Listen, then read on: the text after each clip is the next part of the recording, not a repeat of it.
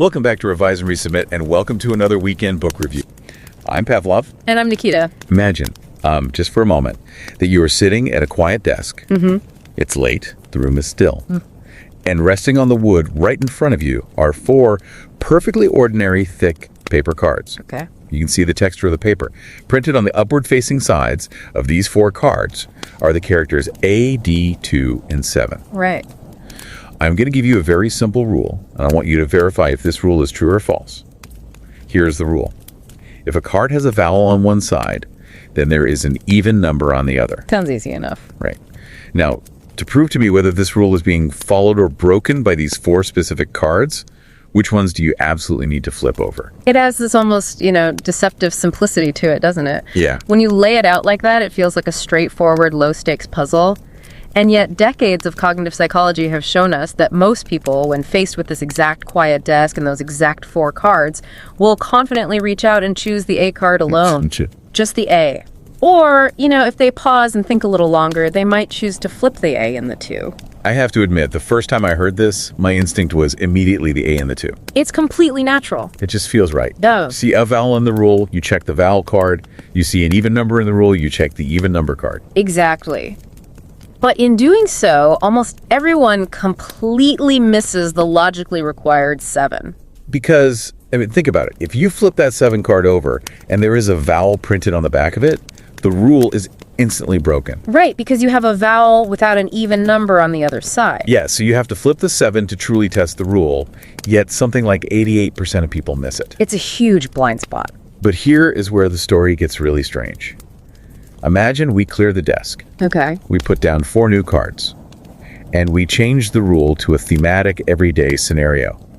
Let's say the rule is, every time I go to Manchester, I travel by car. You have 4 cards representing destinations and modes of transport. Manchester, London, car, train. Do you check the train card? Suddenly, the human brain clicks into gear. Exactly. Success rates jump from a dismal 12% to, 62%. Which is a beautiful, if somewhat humbling, demonstration of a profound truth about the human mind. We do not reason like cold logic processing computers. No, we really don't. If we were simply syntactic calculators, if our brains just ran abstract, mathematical, true or false operations, then the letters and numbers would be processed with the exact same efficiency as the cities and the cars. Because the underlying logical structure of the 2 puzzles is identical. Yes, but our minds aren't built for abstract syntax. We reason using meaning. We reason using context, past experiences, and this rich multidimensional geometry of our concepts. And that beautiful, humbling insight really sets the stage for what we're exploring today. We are spending our time together with a truly remarkable book titled Reasoning with Concepts. Yes, conceptual spaces as a framework. Exactly. Written by 2 incredibly thoughtful scholars, Peter Gärdenfors and Matías Osta-Vélez. Their backgrounds are worth lingering on for just a moment because they bring such a unique, interdisciplinary lens to this problem of how we actually think. Peter Gärdenfors is a professor of cognitive science at Lund University. He has spent a career mapping out these ideas, authoring foundational works like Knowledge in Flux, Conceptual Spaces, How Homo Became Sapiens, and Geometry of Meaning. All published by MIT Press. Yeah. All deeply influential. And then Matías Osta-Vélez is an associate professor of philosophy science at the University of the Republic, Uruguay. Wow. Prior to that role, he was a neuromind research fellow at Ruhr University Bochum and a postdoctoral researcher at Heinrich Heine University Dusseldorf. That's quite a resume. It is. Their combined expertise sits right at that fascinating intersection of philosophy, cognitive science, and epistemology. And we are framing this entire conversation specifically for you, the listener who might be completely new to academic research. Maybe you are sitting there right now with a warm cup of coffee, looking at a stack of blank pages, just about to start your own research journey. It can be so daunting. The academic world can feel incredibly intimidating from the outside, full of dense jargon and, impenetrable theories. Oh, absolutely. But we want to be a gentle guide into the world of cognitive science today.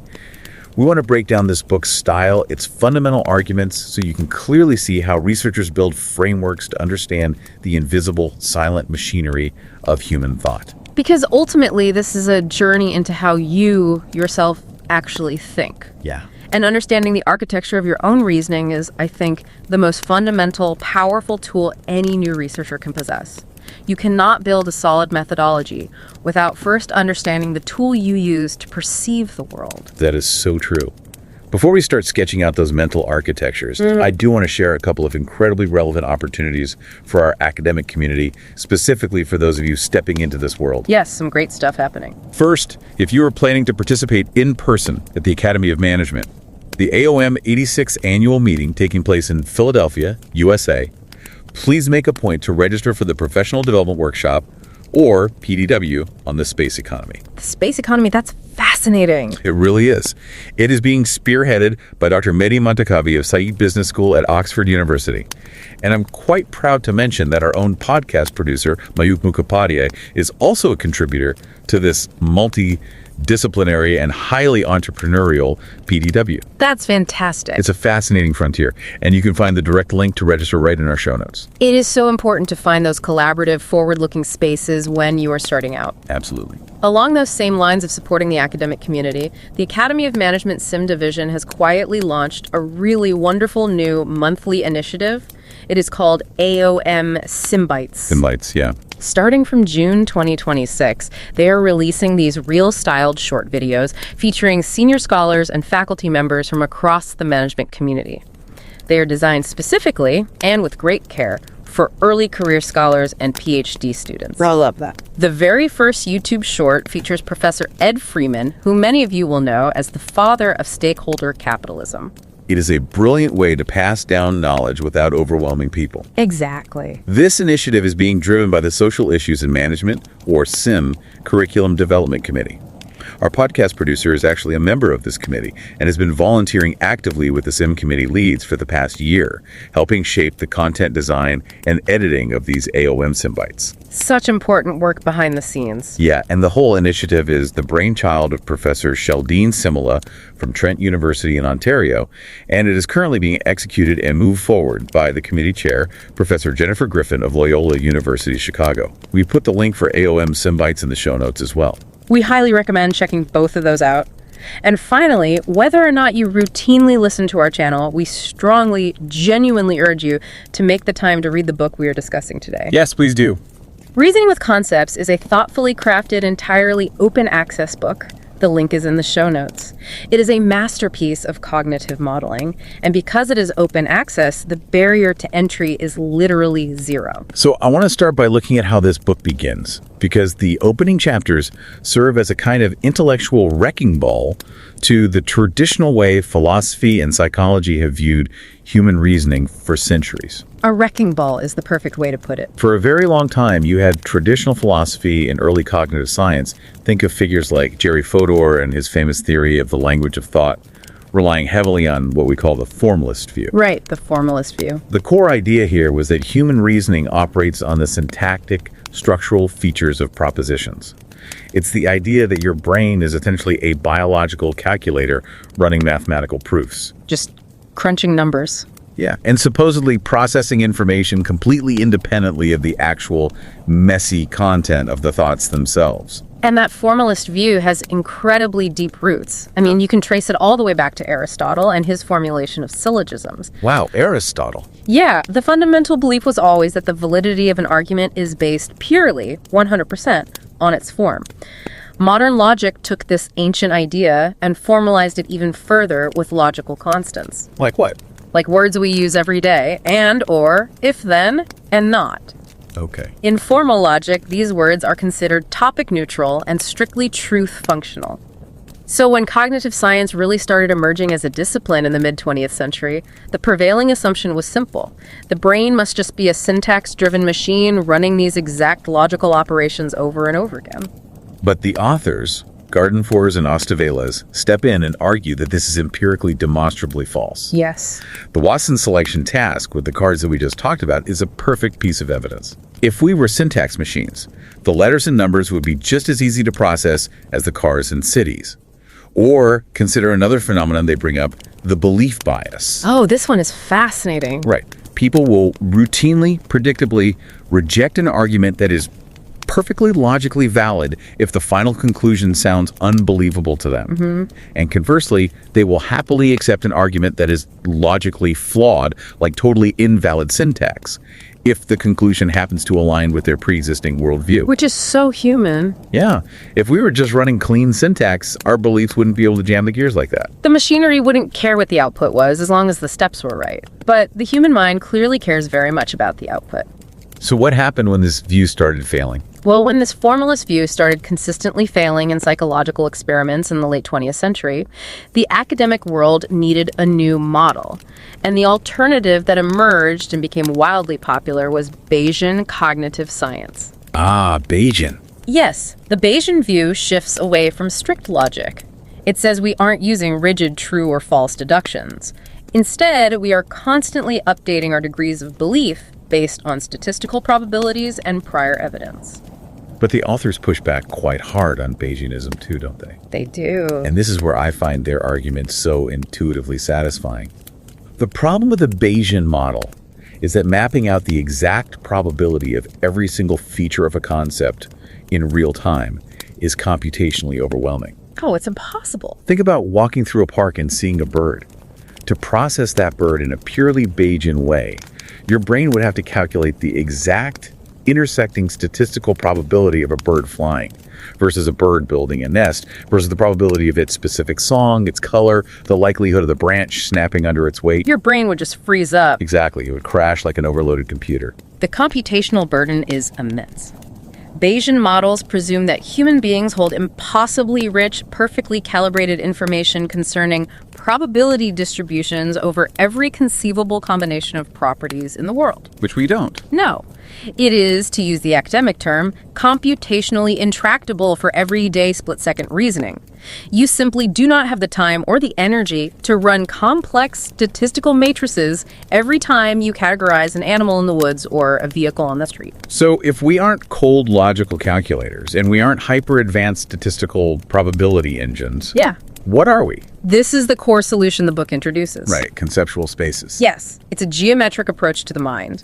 They argue that human thought sits right in the middle, perfectly balanced between the high-level symbolic world of language and the low-level subconceptual firing of neural networks. And this spatial geometric view is what makes the book so revolutionary for a new researcher trying to understand human categorization. Definitely. The authors argue that all our concepts are built upon what they call domains. Let's take a universal example.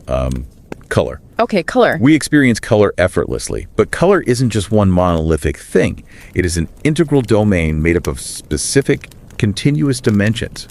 To map a color, your brain uses the dimension of hue. Is it red or blue? It uses chromaticity, how saturated is it? And it uses brightness. Yeah. You cannot possibly imagine a hue without also giving it some degree of brightness. That's true. Those dimensions are permanently, inherently bound together in your mental space. Let's try to visualize this because understanding this geometry is crucial. Think of this domain like looking at a massive physical paint swatch book in a hardware store. Wow, love those. Right. You open it up and you see this beautiful gradient of colors. If you have a deep, dark crimson paint chip on one page and a light, airy pink paint chip a few pages over, your mind naturally, effortlessly assumes that any of the shades geometrically between those two chips also belong to the red family. That is a brilliant way to picture it. And it leads exactly into one of their most important principles, right? Convexity. Yes, which they also refer to as criterion P. Convexity is the ultimate principle of cognitive economy. A natural property, like the color red, forms a convex region within this conceptual space. What does that mean exactly in a geometric sense? Like if I'm drawing this on a piece of paper? It means exactly what your paint swatch analogy suggested. If object A is red and object B is red, then by the law of convexity, any object that falls on a straight geometric line between A and B in that multidimensional mental space is guaranteed to also be red. Okay. Handling these smooth, convex sets puts significantly less strain on your working memory and your processing capacity than trying to memorize arbitrarily shaped, jagged, scattered regions of data. It makes perfect sense. It makes learning and communication highly efficient. A toddler doesn't need to see every single shade of red in the universe to understand the concept. They just need a few examples. Exactly. Their brain then draws a boundary around those examples, assumes the space between them is filled in, and geometrically maps the entire convex region of the concept. But I keep thinking about how messy the real world is. If our minds are constantly mapping out these precise, smooth geometric regions, why do we sometimes struggle so much to define fuzzy boundaries? What do you mean? Well, for example, think about sitting in your kitchen. You have a cup, a standard coffee cup. Now imagine taking the handle off. Still a cup. Probably. Probably. Now imagine making it twice as wide and half as tall. At what exact millimeter does that cup officially become a bowl? The classic cup versus bowl problem. It's a classic semantic argument. Yeah. But it feels like that kind of fuzziness challenges the idea of a neat mathematical geometric mapping. You might think it breaks the model, but the fuzzy boundary is actually the secret to why the geometric model works so well. Really? Yeah. Conceptual spaces are not rigid boxes. They are organized around prototypes. Prototype. The prototype is the central, most representative point of a given convex region. So the center of your cup region is your quintessential, perfectly proportioned coffee mug. Okay, I see. As you start messing with the dimensions, making it wider, shorter, removing the handle, you are geometrically moving further and further away from that central point. Oh, wow. The fuzzy edges happen organically because distance from the prototype dictates how typical we perceive an object to be. When the object gets so wide that it is equidistant from the center of the cup prototype and the center of the bowl prototype, you experience that exact moment of semantic confusion. Because it's literally halfway. Exactly. Your brain is saying this object is sitting right on the border between two territories. So the fuzziness isn't a glitch, it's a feature of measuring distance. That makes so much sense. To navigate this space, the authors define 4 main pillars of geometric reasoning. Let's walk through those. First, there is similarity. In this framework, similarity is quite literally just the inverse of distance. The closer two things are physically placed in your mental space, the more similar your brain judges them to be. A cup and a mug are millimeters apart. A cup and a frying pan are miles apart. Very true. Second, there is typicality, which is exactly what you just described. The distance of an object to the prototype, the center of gravity for that concept. The third pillar is diagnosticity. Diagnosticity, that's a mouthful. It is, but it's fascinating because it's about contrast. Diagnosticity measures how well a specific trait separates a concept from its contrast class. Can you give an example? Think of a lion. Having 4 legs is a trait of a lion, but it's terrible for diagnosticity because almost all other felines have 4 legs. Right. But having a massive, thick mane, that is highly diagnostic. The mane pushes the lion's representation incredibly far away from leopards, cheetahs, or tigers along that specific physical dimension. Oh, I see. The brain clings to diagnostic traits to keep categories separated. And the fourth pillar is coherence, which refers to how tightly all these different features bind together within a single concept. We will spend a lot of time on coherence later, but these 4 pillars, similarity, typicality, diagnosticity, and coherence, provide a way to measure human reasoning mathematically without ever having to rely on the rigid, cold syntax of formal logic. Exactly. I want to pause here and reflect on what this shift actually means for someone trying to study human behavior. Once we accept that our minds map concepts geometrically rather than syntactically, we have to completely rethink the very nature of knowledge itself. It's a huge paradigm shift. We're moving from how concepts are structured, the architecture of the space, to what kind of knowledge that space actually produces. And that brings us to the next massive idea in the book, found in chapters 3 and 4, where they dissect the 3 types of knowledge and tackle the infamous riddle of induction. To set the table for induction, Chapter 3 first looks at something called lexical entailment. Okay. This sounds technical, but it's something we all do effortlessly every single day. These are truth-preserving inferences that are based purely on our core lexical knowledge, not on any formal logical proof. So no math involved. Right. If I say to you, John is a bachelor, you instantly, without thinking, infer that John is unmarried. Right. I don't need to write out a mathematical proof on a whiteboard to figure that out. Exactly, because in your conceptual space, the geometric region defined by the word bachelor is entirely 100% contained within the larger geometric region defined by the word unmarried. Oh, like a circle inside a circle. Precisely. If John is inside the bachelor circle, he is mathematically guaranteed to be inside the unmarried circle. It is a spatial certainty. But that's the easy stuff. Chapter 4 tackles the real monster in the closet of philosophy, which is the problem of induction. The big one. I need to take a second to really unpack this word. ampliative reasoning. That is the technical term they use. Ampliative. It sounds like the word amplify, like turning up the volume on a speaker. Does that mean we are literally taking a small piece of data and amplifying it to cover things we haven't even seen yet? That is precisely what it means. Induction is the act of guessing beyond the data you actually possess. If you see the sunrise every morning of your life, you use inductive reasoning to confidently predict it will rise tomorrow. You haven't seen tomorrow yet. You are amplifying your past data to cover future unseen events. Wow, okay. But explaining how we do this so accurately has haunted philosophers for centuries. To solve it, the authors of the book reach back to a famous distinction made by the philosopher Gilbert Ryle. Ryle, right. Ryle divided human knowledge into two distinct camps. He said we have knowledge that, which is knowing a sterile, isolated fact, knowing that Paris is the capital of France, knowing that 2 + 2 = 4. Got it. And then we have knowledge how, which is procedural. It's a physical or mental skill. Knowing how to ride a bicycle, knowing how to swim. I can see the gap here immediately. If I am a young researcher learning the landscape of a brand new academic field, I'm not just memorizing a dictionary of isolated facts that would just be knowledge that, and I wouldn't be able to generate any new ideas. And I'm not just learning the physical procedural skill of typing on a keyboard or running a statistical software program that's just knowledge how. There is a massive missing piece. And that missing piece is what Gärdenfors and Osta-Vélez called knowledge what? Knowledge what? This is a vital third category. Knowledge what is deep. Conceptual knowledge. It is the ability to navigate that geometric space we've been talking about. Okay. It is the ability to categorize the world, to comprehend the semantic structural relationships between categories and their properties. This is such a powerful lens for a researcher. If I have knowledge what regarding a specific research methodology, I don't just know that it works on paper. I understand the topography of the concept. Topography is a great word for it. I understand what the methodology fundamentally is at its core, its boundaries, its prototype. And because I have that spatial map, I can predict how that methodology will behave if I apply it to a completely novel situation I've never encountered before. You can project properties, you can do induction. And the beauty of this knowledge what framework is that it solves one of the most notoriously confusing puzzles in the history of philosophy, which is Hempel's paradox of the ravens. Oh, I was reading this section and it genuinely made my head spin. It does that to people. I want you to walk through the logic of this incredibly slowly, because the formal logic of it feels like a magic trick designed to make you feel stupid. It does feel like a trick, but in formal logic, it is ironclad. It goes like this. Take the simple statement, all ravens are black. Okay. In formal logic, there is a rule called contraposition.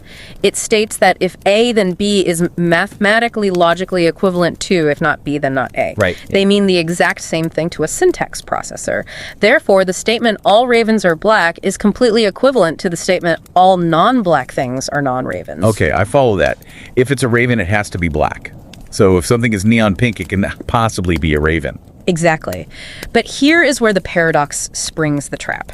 If those two statements are mathematically identical, then any evidence that confirms the second statement must logically confirm the first statement. Uh-oh. So imagine you are looking in your closet and you see a white shoe.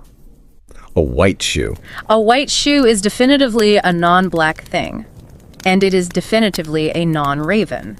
Therefore, observing a white shoe perfectly confirms the statement, all non-black things are non-ravens. Okay. And because the statements are equivalent, the formal logician is forced to conclude that observing a white shoe in your bedroom provides logical, confirming evidence for the scientific theory that all ravens in the wild are black. Which is just spectacularly absurd. Right. It's the kind of conclusion that makes people hate philosophy. My gut screams that seeing a white shoe tells me absolutely nothing about the color of a bird sitting in a tree outside. But the math says it does. So how does shifting to conceptual spaces and knowledge, what save us from this logical nightmare? It saves us by pointing out that human reasoning doesn't treat all categories as equal. Raven and black are natural concepts. We experience them in the real world. Yeah. Because they are natural concepts, they form those beautiful, bounded, convex regions in our mental geometry. But think about the category of non-raven. What does that look like? It doesn't look like anything. Right. It is an infinite, jagged, scattered collection of everything else in the entire universe. Shoes, stars, oceans, ideas. It is not a natural concept. It does not form a convex region. Oh, I see. And the authors argue that induction, The ability to project knowledge can only operate over natural, geometrically sound, convex concepts. You cannot run induction over an infinite void. Okay, I want to challenge this a bit because I want to make sure I'm not just falling for academic sleight of hand. Please do. Aren't we just moving the goalposts here? Aren't we basically just taking the word facts and redefining it into this new category called knowledge what, just to avoid the trap of Hempel's ravens? It's a fair question. How is knowing the map of a raven profoundly, fundamentally different from just having a really complex, interconnected web of propositional facts about ravens? It's an important challenge, but the difference is structural. It's the difference between reading a list of driving directions versus looking at an actual map. Okay. Propositional facts are just isolated linguistic sentences. A raven is a bird. A raven is black. A raven has wings. Knowledge, what is not linguistic, it is spatial. Knowing what a raven is means possessing a multidimensional coordinate system. A coordinate system. Yes. You understand the continuous sliding scale of its size, the spectrum of its darkness, the curve of its beak. You don't have a list of sentences filed away in your brain. You have a spatial model. When you perform inductive reasoning, you are literally measuring the geometric distance between coordinates in that model, not cross-referencing a dictionary of facts. And having that spatial coordinate system running in the background is what actively shapes our daily expectations. We don't realize we're doing it, but it allows us to make snap judgments under immense uncertainty every single day. Exactly. We are constantly guessing. And that leads us to how these models play out in the real world, exploring how we form expectations, defaults, and what psychologists used to mistakenly call fallacies. To understand everyday guessing, we have to look at Chapter 5's concept of non-monotonic reasoning. Wait, non-monotonic. Let's break that word down. Monotonic reasoning belongs to the realm of pure mathematics. It means that if you have a true conclusion and you add more premises to the argument, the conclusion remains true no matter what. Okay. If 2 plus 2 equals 4, adding the fact that the sky is blue doesn't change the math. The truth only builds. But human reasoning is inherently non-monotonic. We reason based on fluid expectations, not absolute certainties. So it can change? Yes. When you encounter an object and categorize it, your brain automatically drops it near the prototype of that concept, which instantly generates a whole set of default expectations. But if you learn a new piece of surprising information, you can retract your previous conclusion. The reasoning can flow backwards. And Chapter 6 applies this fluid, expectation-based reasoning to a linguistic tool we use constantly, which are generics. Ah, generics. Generics are sentences like birds fly or sharks are dangerous or dogs bark. If you look at these sentences mathematically, they are false. Not all birds fly. Penguins exist. Ostriches exist. Emus exist. Right. Yet if I walk up to someone on the street and say, birds fly, they will nod and agree that it's a true statement. Why? Because a generic statement isn't a strict mathematical quantifier.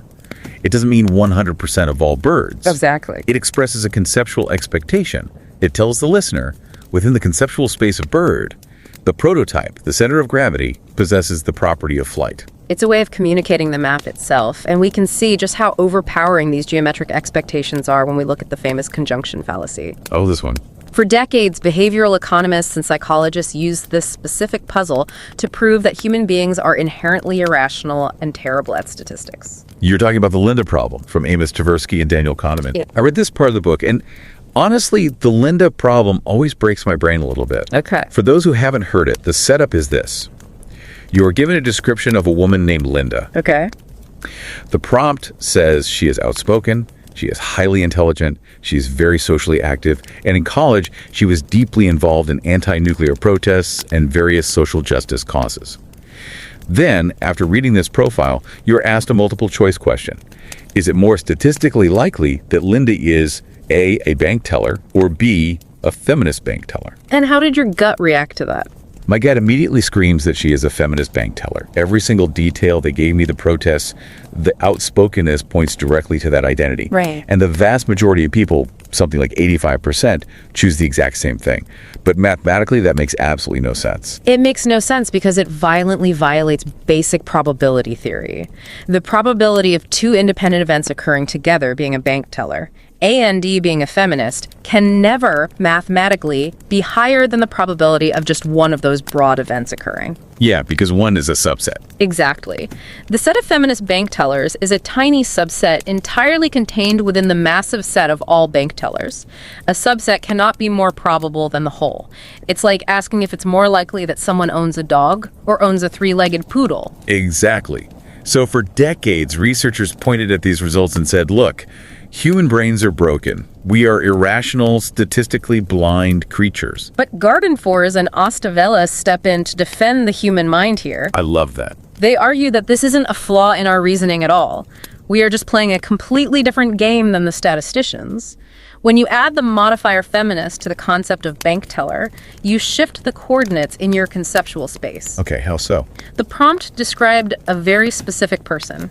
The prototype of a bank teller does not match that outspoken protesting description at all, but the prototype of a feminist bank teller is geometrically much, much closer to the description of Linda. Because our brains are not trying to calculate raw statistical probability, our brains are optimizing for conceptual coherence and typicality.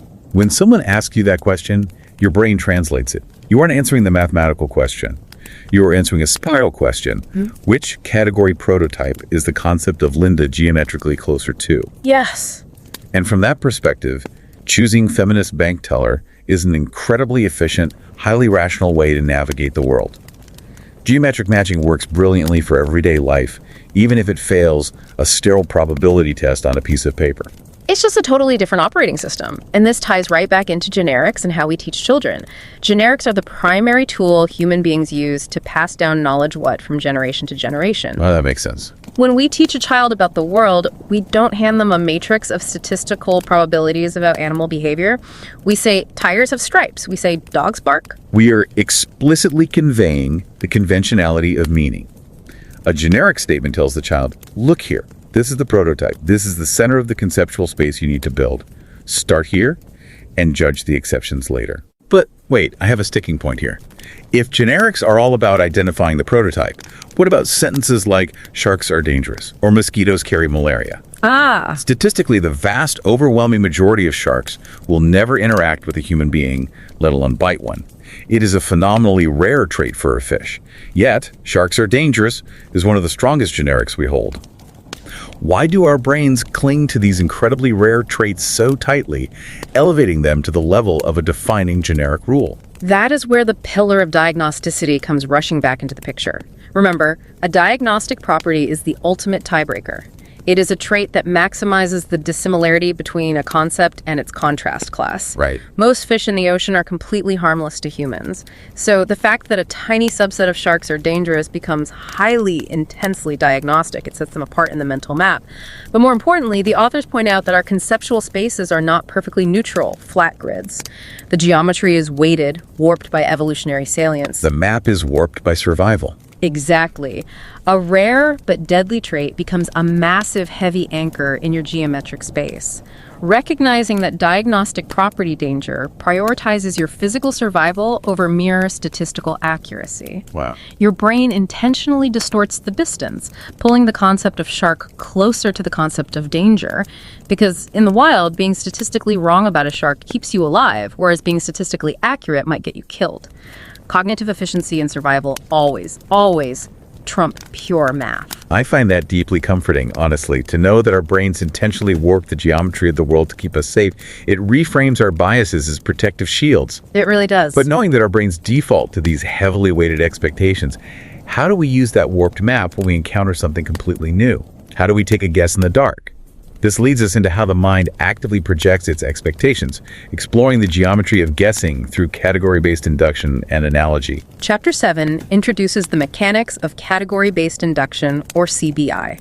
This is the specific process of how we project properties from one known concept onto an unknown concept. Okay. The book provides a wonderfully intuitive example to illustrate this.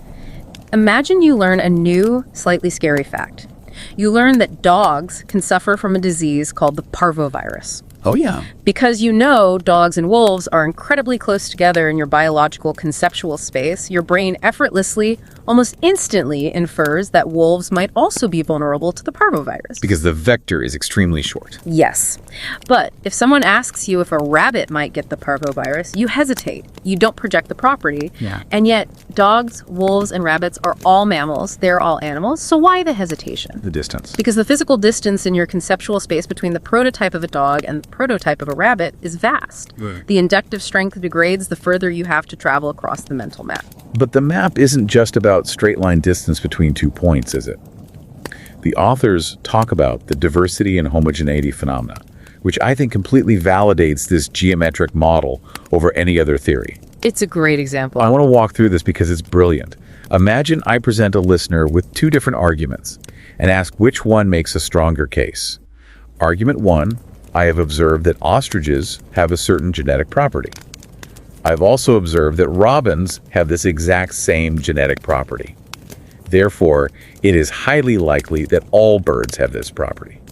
A very standard inductive leap. Now, argument 2, I have observed that robins have this property. I have also observed that sparrows have this property. Therefore, all birds have this property. When you ask people to evaluate these, almost everyone judges argument 1, the ostrich and the robin, as a significantly stronger argument than argument 2. Which, if you don't understand conceptual spaces, seems totally counterintuitive. Because robins and sparrows are highly typical birds. They are right at the center of the bird prototype. Ostriches are weird. They are massive. They don't fly. They're highly atypical.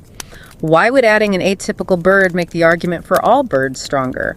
Because in a geometric space, you aren't just looking at the typicality of the individual points. You are looking at the total volume of space covered by the premises. Robins and sparrows are parked right next to each other on the map. Exactly. The distance between them is tiny. They cover a microscopic fraction of the overall bird region. But ostriches and robins are incredibly far apart on almost every dimension: size, flight, habitat. The geometric space stretching between them, what mathematicians call the convex hull, covers a massive volume of the superordinate category space. The diverse premises physically stretch a much larger net over the concept. If the property holds true at this extreme corner of the map, and it holds true at this completely different extreme corner, the brain naturally assumes it must hold true for all the mundane territory in between. It is a spatial calculation of volume. That is just beautiful. It takes something that feels like a vague intuition and grounds it in actual measurable geometry. And that geometry gets even more complex when Chapter 8 tackles composed analogy. Analogy. An analogy is the classic format: A is to B as C is to D.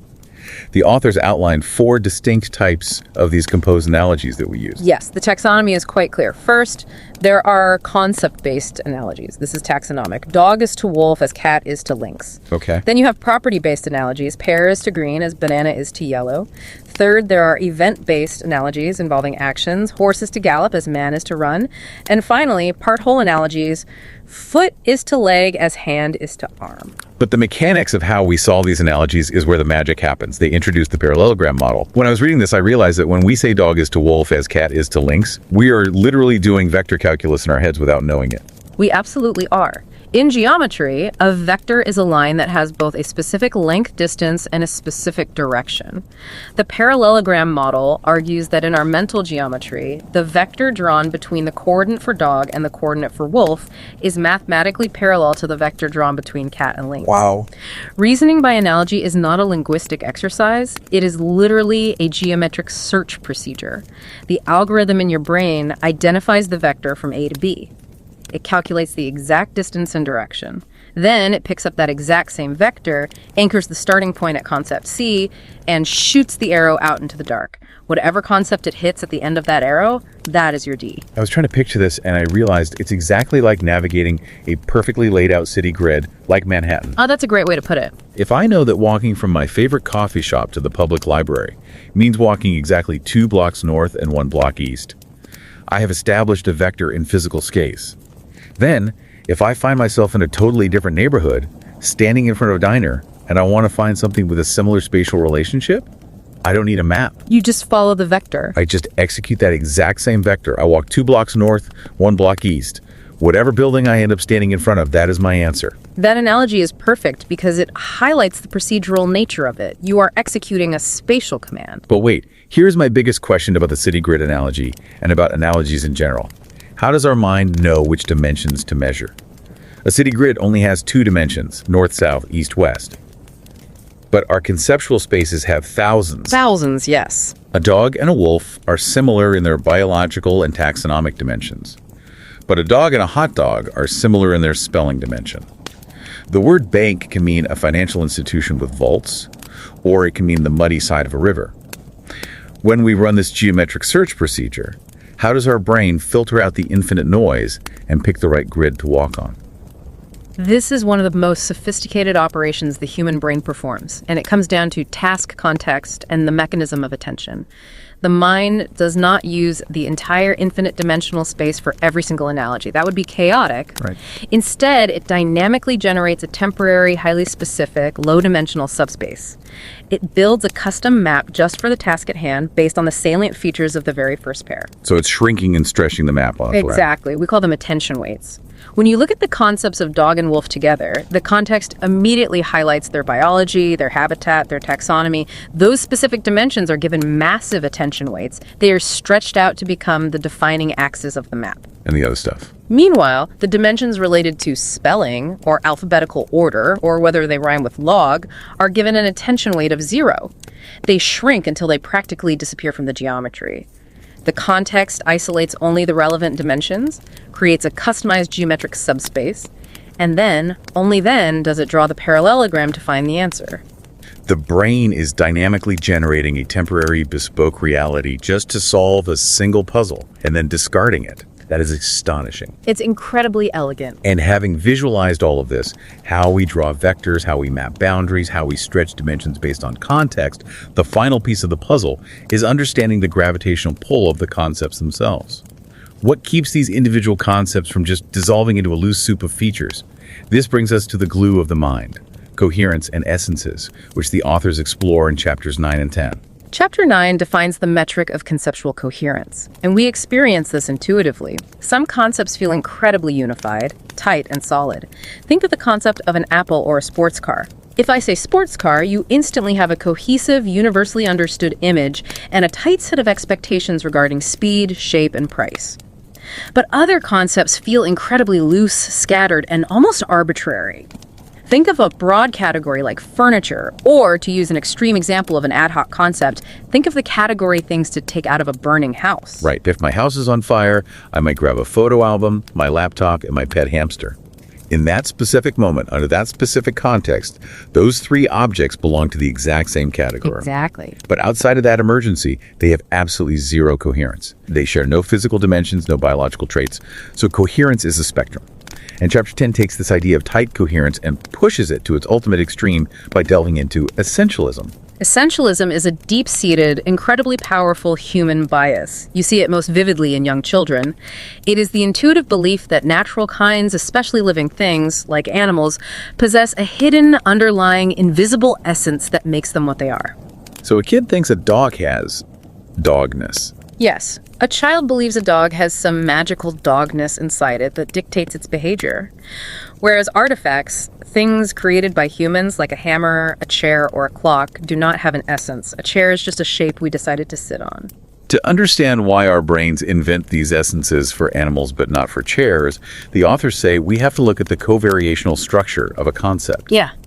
I want to make sure I understand this clearly. In the natural world, certain physical features frequently, reliably appear together, right? Yes. Covariation just means things varying together. Think about birds. Feathers, wings, beaks, hollow bones, and the ability to lay eggs. These features strongly covary in nature. You rarely find one without the others. Right. When features constantly covary, they create a dense, tightly packed, highly coherent cluster of data points in the conceptual space. The brain, which is always looking to save energy, notices this density. And to handle it efficiently, the brain uses a mechanism remarkably similar to a powerful statistical tool called principal component analysis, or PCA. I am somewhat familiar with PCA from data science. It's a way of reducing dimensionality, finding the line of best fit through a cloud of scattered data. I think of it in layman's terms like creating a ZIP file on my computer. A ZIP file, yes. If I have a massive folder filled with thousands of high-resolution photos of a tiger, I can't keep all those files open on my desktop all the time. It would crash the system. So I select them all, and I compress them into a single, highly efficient ZIP file. Right. The brain cannot possibly carry around every single covariational data point about a tiger, every stripe, the exact length of the teeth, the specific decibel of the roar, the exact jungle habitat in its working memory at all times. So it takes all of those tightly covering features, runs its version of PCA, and compresses them into a single ZIP file called tigerness. That is an exceptionally good way to frame it. The compression algorithm finds the dominant pattern. And the authors present a truly groundbreaking, controversial thesis here. They argue that this first principal component, this compressed ZIP file of covariant data, is precisely what human beings interpret as a concept's essence. Wait, they're saying the essence is the ZIP file? Yes. Because natural kinds, like animals, are incredibly rich in covering physical features shaped by millions of years of biology and evolution, they generate incredibly strong, dense principal components. Oh, wow. We feel the gravity of that dense compression in our minds, and because we don't have access to our own neural wiring, we label that feeling as their essence. And artifacts. Artifacts, on the other hand, do not have this rich covariation. A chair is defined mostly by human function, which is just a single dimension: can I sit on it? A chair can be made of wood, plastic, metal, or beanbags. It can have 4 legs, 1 leg, or 0 legs. Because there is no rich covariation of physical features, the brain cannot create a dense ZIP file. There is no principal component. Therefore, we intuitively correctly feel that a chair lacks an essence. But let me push back on the philosophical implications of this, because it feels huge. Doesn't this mean that essences aren't actually real? Is the book basically saying that essentialism, this thing that philosophers have debated since Plato, is just an instrumental trick? An illusion our brains use to save memory space on the hard drive? It is exactly saying that. The book champions a conceptualist view of essentialism, directly opposing a realist view. The essence is not a magical, metaphysical substance hiding inside the tiger's DNA that our brains somehow miraculously detect. The essence is entirely a byproduct of our own cognitive architecture. It's an evolutionary compression trick. That is wild. And it offers a massive evolutionary advantage. By assuming that an essence exists, a child can learn the word tiger exactly once and instantly project a whole suite of hidden causal properties onto it. It's dangerous, it eats meat, it runs fast, without ever having to learn the complex underlying biology. The essence acts as a cognitive anchor, a gravitational pull, holding the convex region of the concept tightly together in the mind so it doesn't fall apart when we encounter a tiger that happens to be missing a leg or a stripe. It shifts the entire perspective of how we view ourselves, bringing this massive journey full circle. If you are that young researcher sitting with your coffee, looking at this framework from the realization that we aren't logic machines, to the mapping of convex regions, to the vector geometry of composed analogies, to these compressed ZIP files we call essences, it completely reshapes how you should view human thought. It really does. We are not flawed calculators struggling to do math. We are master navigators of meaning, constantly moving through rich, multidimensional, dynamically shifting topographies of our own making. It provides a profoundly empathetic view of human error. It suggests that whenever you are observing human behavior, analyzing learning, or studying decision-making, you should stop looking for the hidden logical syllogism they failed to execute. Start looking for the geometry of their conceptual space. Look for the prototypes they are orbiting, the distances they are measuring, and the dimensions they are stretching. Which leaves us with a rather profound, lingering thought to end on. If human reasoning is fundamentally undeniably geometric, if we rely on these compressed conceptual spaces, attention weights, and prototypes rather than just statistical word patterns, what does this mean for the future of artificial intelligence? The million-dollar question. Right now, the entire tech industry is feeding large language models trillions and trillions of words, hoping that by mastering syntax, the AI will magically learn logic and reason.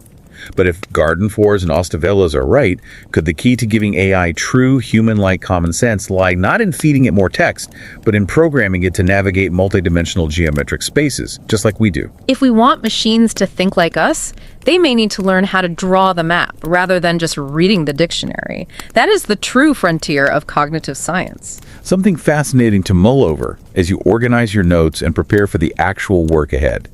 Remember to keep questioning the architecture of your own thoughts, pay attention to the invisible geometry of your ideas, and we wish you the absolute best on your new research journey. Take care.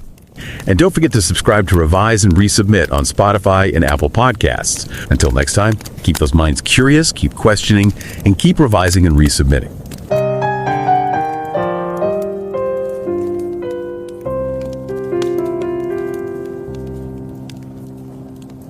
Revise and রিসাবমিটে স্বাগত। আপনারা শুনছেন আমাদের weekend বুক review পর্ব। আমি নিকিতা। আর আমি Pavlov. ধরা যাক কোনোভাবে একটা খবর পাওয়া গেল যে কুকুর মানে পার্ভোভাইরাস নামের একটা বেশ সংক্রামক ভাইরাসে আক্রান্ত হতে পারে। তো এই নতুন তথ্যটা পাওয়ার পর মানুষের মন কিন্তু স্বয়ংক্রিয়ভাবেই কিছু হিসাব নিকাশ করে ফেলে। হ্যাঁ, অবচেতনভাবেই করে। একদম, মানে খুব সহজেই হয়তো অনুমান করে নেওয়া যায় যে কুকুরের সাথে গঠনগত আর জিনগত মিল থাকায় নেকড়ে বা শেয়ালও সম্ভবত এই একই ভাইরাসে আক্রান্ত হতে পারে। কিন্তু মজার ব্যাপারটা হলো খরগোশ বা কচ্ছপের ক্ষেত্রে এই অনুমানটা সাধারণত কেউ করে না। ঠিক, কেউ ভাবেও না যে কচ্ছপের পার্ভোভাইরাস হবে। তাই তো। অথচ যদি আমরা প্রথাগত লজিক বা বিশুদ্ধ যুক্তিবিজ্ঞানের দৃষ্টিকোণ থেকে দেখি, তবে কুকুর, নেকড়ে, খরগোশ বা কচ্ছপ এরা সবাই তো নিছকই প্রাণী। মানে প্রথাগত লজিকের কাছে এরা সবাই একটা নির্দিষ্ট ক্যাটেগরির অন্তর্ভুক্ত। হ্যাঁ, লজিকের চোখে কোনো পার্থক্য নেই। ঠিক, সেই লজিক এই পার্থক্যের কোনো সন্তোষজনক ব্যাখ্যা দিতে পারে না, কারণ তার চোখে ক্যাটেগরি হিসেবে এরা সবাই সমান। মানুষের চিন্তাধারা আসলে কিভাবে কাজ করে তার এক চমৎকার বলা যায় অত্যন্ত শান্ত একটা উদাহরণ এটি। আসলে মানুষের মন তো কোনো যান্ত্রিক বা বাইনারি নিয়মে চলে না। মানে আমরা যখন চিন্তা করি তখন শুধু নিছক তথ্যের ওপর নির্ভর করি না, তথ্যের পেছনের অর্থ আর তাদের মধ্যকার সাদৃশ্য বা দূরত্বের ওপরও নির্ভর করি। জ্যামিতিক দূরত্বের মতো, তাই না? ঠিক তাই। প্রথাগত যুক্তিবিজ্ঞান যেখানে সব প্রাণীকে একই সমতলে মাপে, মানুষের মন সেখানে প্রাণীগুলোর মধ্যে একটা অদৃশ্য জ্যামিতিক দূরত্ব তৈরি করে নেয়। কুকুর আর নেকড়ের মধ্যকার দূরত্ব আমাদের মস্তিষ্কের মানচিত্রে খুব কম, কিন্তু কুকুর আর কচ্ছপের দূরত্ব অনেক বেশি। এই যে দূরত্বের বোধ, এটাই আমাদের চিন্তাকে পরিচালিত করে। বিষয়টা সত্যি বিস্ময়কর। আজকে এই যে জ্ঞানগর্ভ আর প্রশান্তিদায়ক আলোচনাটি গড়ে উঠবে তা মূলত একটা অনবদ্য বইয়ের ওপর ভিত্তি করে। বইটির নাম রিজনিং উইথ কনসেপ্টস, যা লিখেছেন পিটার গার্ডেনফোর্স এবং ম্যাথিয়াস ওস্টা-ভেলেজ। হ্যাঁ, নতুন গবেষক আর শিক্ষার্থীদের জন্য এই বইটি একটা অসাধারণ অনুপ্রেরণামূলক গাইড হিসেবে কাজ করতে পারে। একদম। পিটার গার্ডেনফোর্স হলেন লন্ডন ইউনিভার্সিটির কগনিটিভ সায়েন্সের অধ্যাপক। তিনি knowledge in flux, conceptual spaces, how homo became sapiens এবং জিওমেট্রি অফ মিনিংয়ের মতো বিখ্যাত কিছু বইয়ের রচয়িতা। আর এই সবগুলো বই MIT প্রেস থেকে প্রকাশিত হয়েছে। আর মাতিয়াস ওস্টা-ভেলেজ হলেন উরুগুয়ের ইউনিভার্সিটি অব দ্য রিপাবলিকের ফিলোসফি অফ সায়েন্সের সহযোগী অধ্যাপক। এর আগে তিনি রুহার ইউনিভার্সিটি বখুমে নিউরোমাইন্ড রিসার্চ ফেলো এবং হেনরিক হেন ইউনিভার্সিটি ডাসেলডর্ফে পোস্ট ডক্টরাল গবেষক হিসেবেও কাজ করেছেন। দারুণ একটা ব্যাকগ্রাউন্ড। তো এই গভীর তত্ত্বের জগতে প্রবেশ করার আগে একাডেমিক গবেষণায় আগ্রহী শ্রোতাদের জন্য দুটি বিশেষ ঘোষণা রয়েছে। যারা নতুন স্কলার তাদের জন্য এগুলো দারুণ কিছু সুযোগ তৈরি করতে পারে।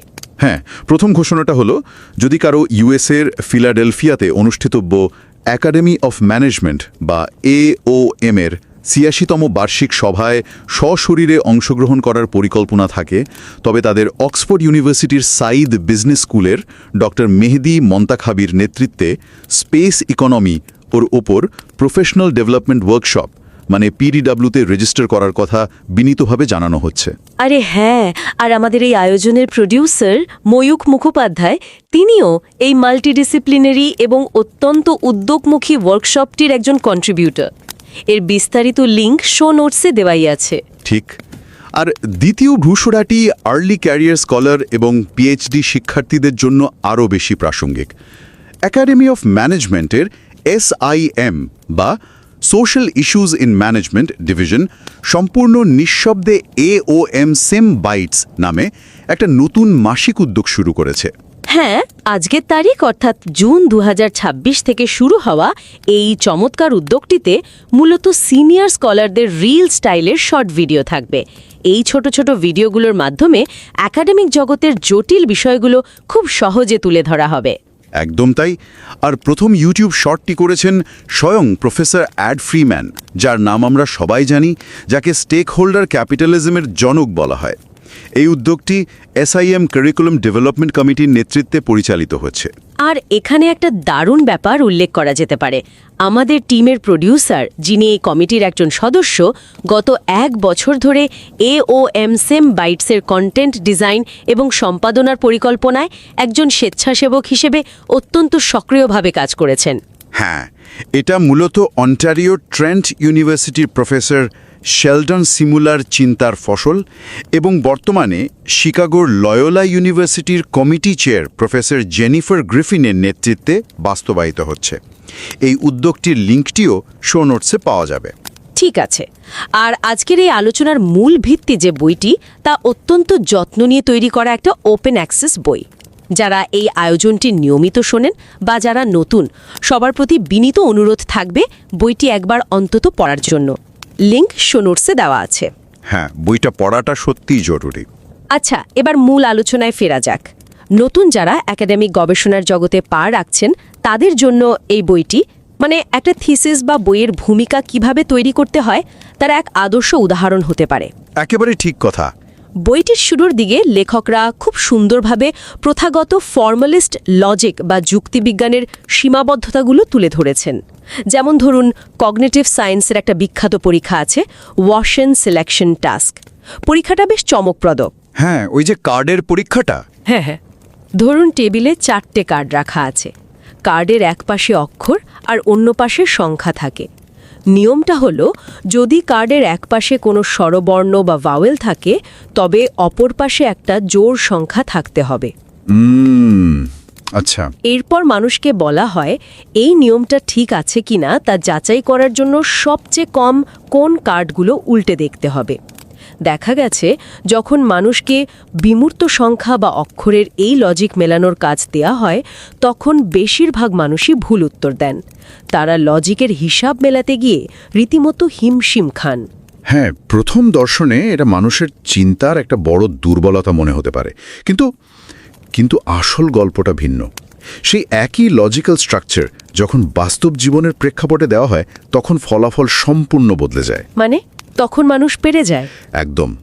ধরুন, কার্ডের এক পাশে মানুষের বয়স লেখা আছে আর অন্য পাশে সে কি পান করছে তা লেখা আছে। আর নিয়মটা হলো, যদি কেউ অ্যালকোহল পান করে, তবে তার বয়স অবশ্যই 18 বছরের বেশি হতে হবে। আচ্ছা। এবার মানুষকে জিজ্ঞেস করা হলো, নিয়ম মানা হচ্ছে কিনা তা দেখার জন্য কাকে চেক করতে হবে। মানুষ তখন মুহূর্তের মধ্যে সঠিক উত্তর দেয়।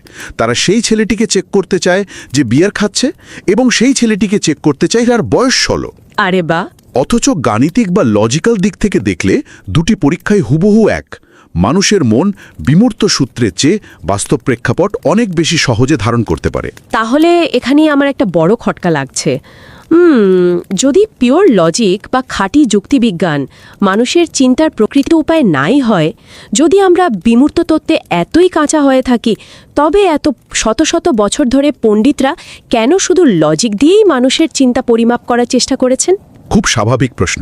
মানে অ্যারিস্টটল থেকে শুরু করে আধুনিক দার্শনিকরা কেন এই লজিকের পেছনেই ছুটলেন? এটা একটা অত্যন্ত গভীর প্রশ্ন। প্রাচীনকাল থেকে শুরু করে আধুনিক বিজ্ঞানীরা তারা মানুষের চিন্তাকে একটা সার্বজনীন, গাণিতিক আর নির্ভুল রূপ দেওয়ার স্বপ্ন দেখেছিলেন। তারা এমন একটা সিস্টেম চেয়েছিলেন যা হবে টপিক নিউট্রাল। টপিক নিউট্রাল মানে কন্টেন্ট যাই হোক না কেন। ঠিক তাই। বিষয়বস্তু যাই হোক না কেন, গঠন বা স্ট্রাকচারের কারণে তা সবসময় সত্য হবে। যেমন ধরুন, 1+1=2। এটা আপেল হোক বা গ্রহ হোক, সবসময় সত্য। কিন্তু এই বইটি খুব স্পষ্টভাবে দেখাচ্ছে যে মানুষের মন আসলে বিষয়বস্তু বাদ দিয়ে কাজ করতে পারে না। বুঝতে পারছি। আমাদের মন ক্যাটেগরি বা কনসেপ্টের মধ্যে থাকা সিমিলারিটি বা সাদৃশ্যের ওপর নির্ভর করে কাজ করে। কন্টেন্ট বা বিষয়বস্তুকে বাদ দিয়ে শুধুমাত্র ফর্ম বা কাঠামোর ওপর ভিত্তি করে মানুষের চিন্তার পূর্ণাঙ্গ ব্যাখ্যা দেওয়া একেবারেই অসম্ভব। এই সাদৃশ্যের উপর নির্ভর করার কারণেই লেখকরা তাদের মূল তত্ত্ব অর্থাৎ কনসেপচুয়াল স্পেস বা ধারণাগত স্থানের জ্যামিতিক ধারণার সাথে আমাদের পরিচয় করিয়ে দেন। এখানে একটা দারুণ উপমা দেওয়া যেতে পারে। হ্যাঁ, বলুন। আমাদের মস্তিষ্ক আসলে কোনো পুরনো অফিসের ফাইলিং ক্যাবিনেটের মতো নয় যে লজিকের ফোল্ডারে সব তথ্য নিখুঁতভাবে সাজানো থাকবে, বরং এটা একটা বিশাল ম্যাপ বা মানচিত্রের মতো, যেখানে ধারণাগুলো বা কনসেপ্টগুলো জ্যামিতিক দূরত্বের ভিত্তিতে একে অপরের আশেপাশে সাজানো থাকে। একদম নিখুঁত উপমা। যেমন ধরুন, লালের পাশেই হয়তো কমলা রঙের অবস্থান, কিন্তু সবুজের অবস্থান বেশ দূরে।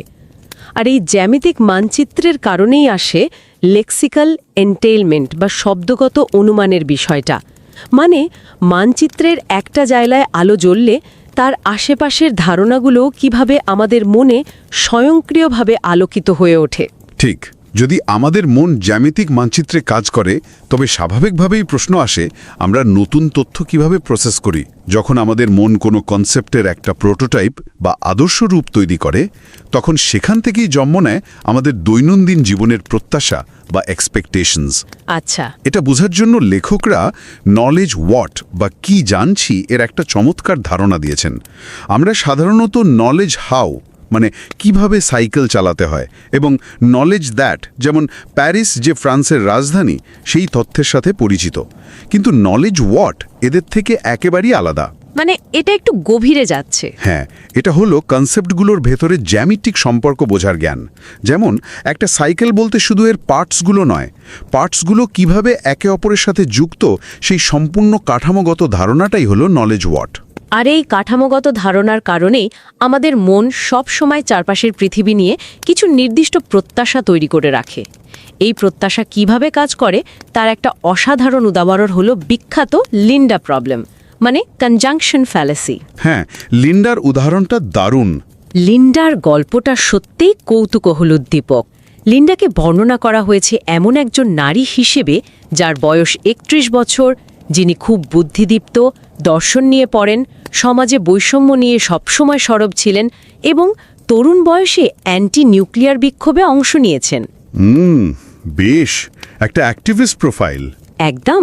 এই পুরো প্রোফাইলটা শোনার পর যখন মানুষকে জিজ্ঞাসা করা হয় লিন্ডা কি শুধুই একজন ব্যাংক টেলার নাকি তিনি একজন ফেমিনিস্ট ব্যাংক টেলার, তখন দেখা যায় বেশিরভাগ মানুষ লিন্ডাকে ফেমিনিস্ট ব্যাংক টেলার ভাবাতেই বেশি যৌক্তিক মনে করে। কিন্তু গাণিতিক পরিসংখ্যান তো অন্য কথা বলে, তাই না? ঠিক, পরিসংখ্যানগতভাবে দুটি শর্তের একত্রে ঘটার সম্ভাবনা, মানে লিন্ডার একই সাথে ফেমিনিস্ট হওয়া এবং ব্যাংক টেলার হওয়া, এটা সবসময়ই যে কোনো একটা শর্তের চেয়ে অনেক কম। লিন্ডা শুধু ব্যাংক টেলার হওয়ার সম্ভাবনা গাণিতিকভাবে বেশি। হ্যাঁ, সেটাই তো লজিক। কিন্তু মানুষের মস্তিষ্ক পরিসংখ্যানের হিসাব করে না, সে তার কনসেপচুয়াল স্পেসের মানচিত্রের সাথে মিলিয়ে দেখে। লিন্ডার বর্ণনা শুনে মানুষের মনে একটা সুনির্দিষ্ট কনসেপ্টের প্রোটোটাইপ তৈরি হয়ে যায়, যার সাথে ফেমিনিস্ট হওয়াটা দারুণভাবে মিলে যায়। আচ্ছা, মানে মস্তিষ্ক তখন লজিককে পাত্তা দেয় না? একদম না। মস্তিষ্ক তখন লজিক বা সম্ভাবনাকে একপাশে সরিয়ে রেখে তার নিজস্ব প্রত্যাশাকেই সত্য বলে মেনে নেয়। এটা যেন স্মার্টফোনের প্রেডিক্টিভ টেক্সটের মতো। আমাদের মস্তিষ্ক অসম্পূর্ণ তথ্যের শূন্যস্থানগুলো নিজস্ব কনসেপ্টের প্রত্যাশা দিয়ে নিজে থেকেই পূরণ করে নেয়। আর এখান থেকেই জন্ম নেয় জেনেরিক্সের ধারণা। আমরা প্রায়ই বলি পাখিরা উড়তে পারে। হ্যাঁ, জেনেরিক বাক্য।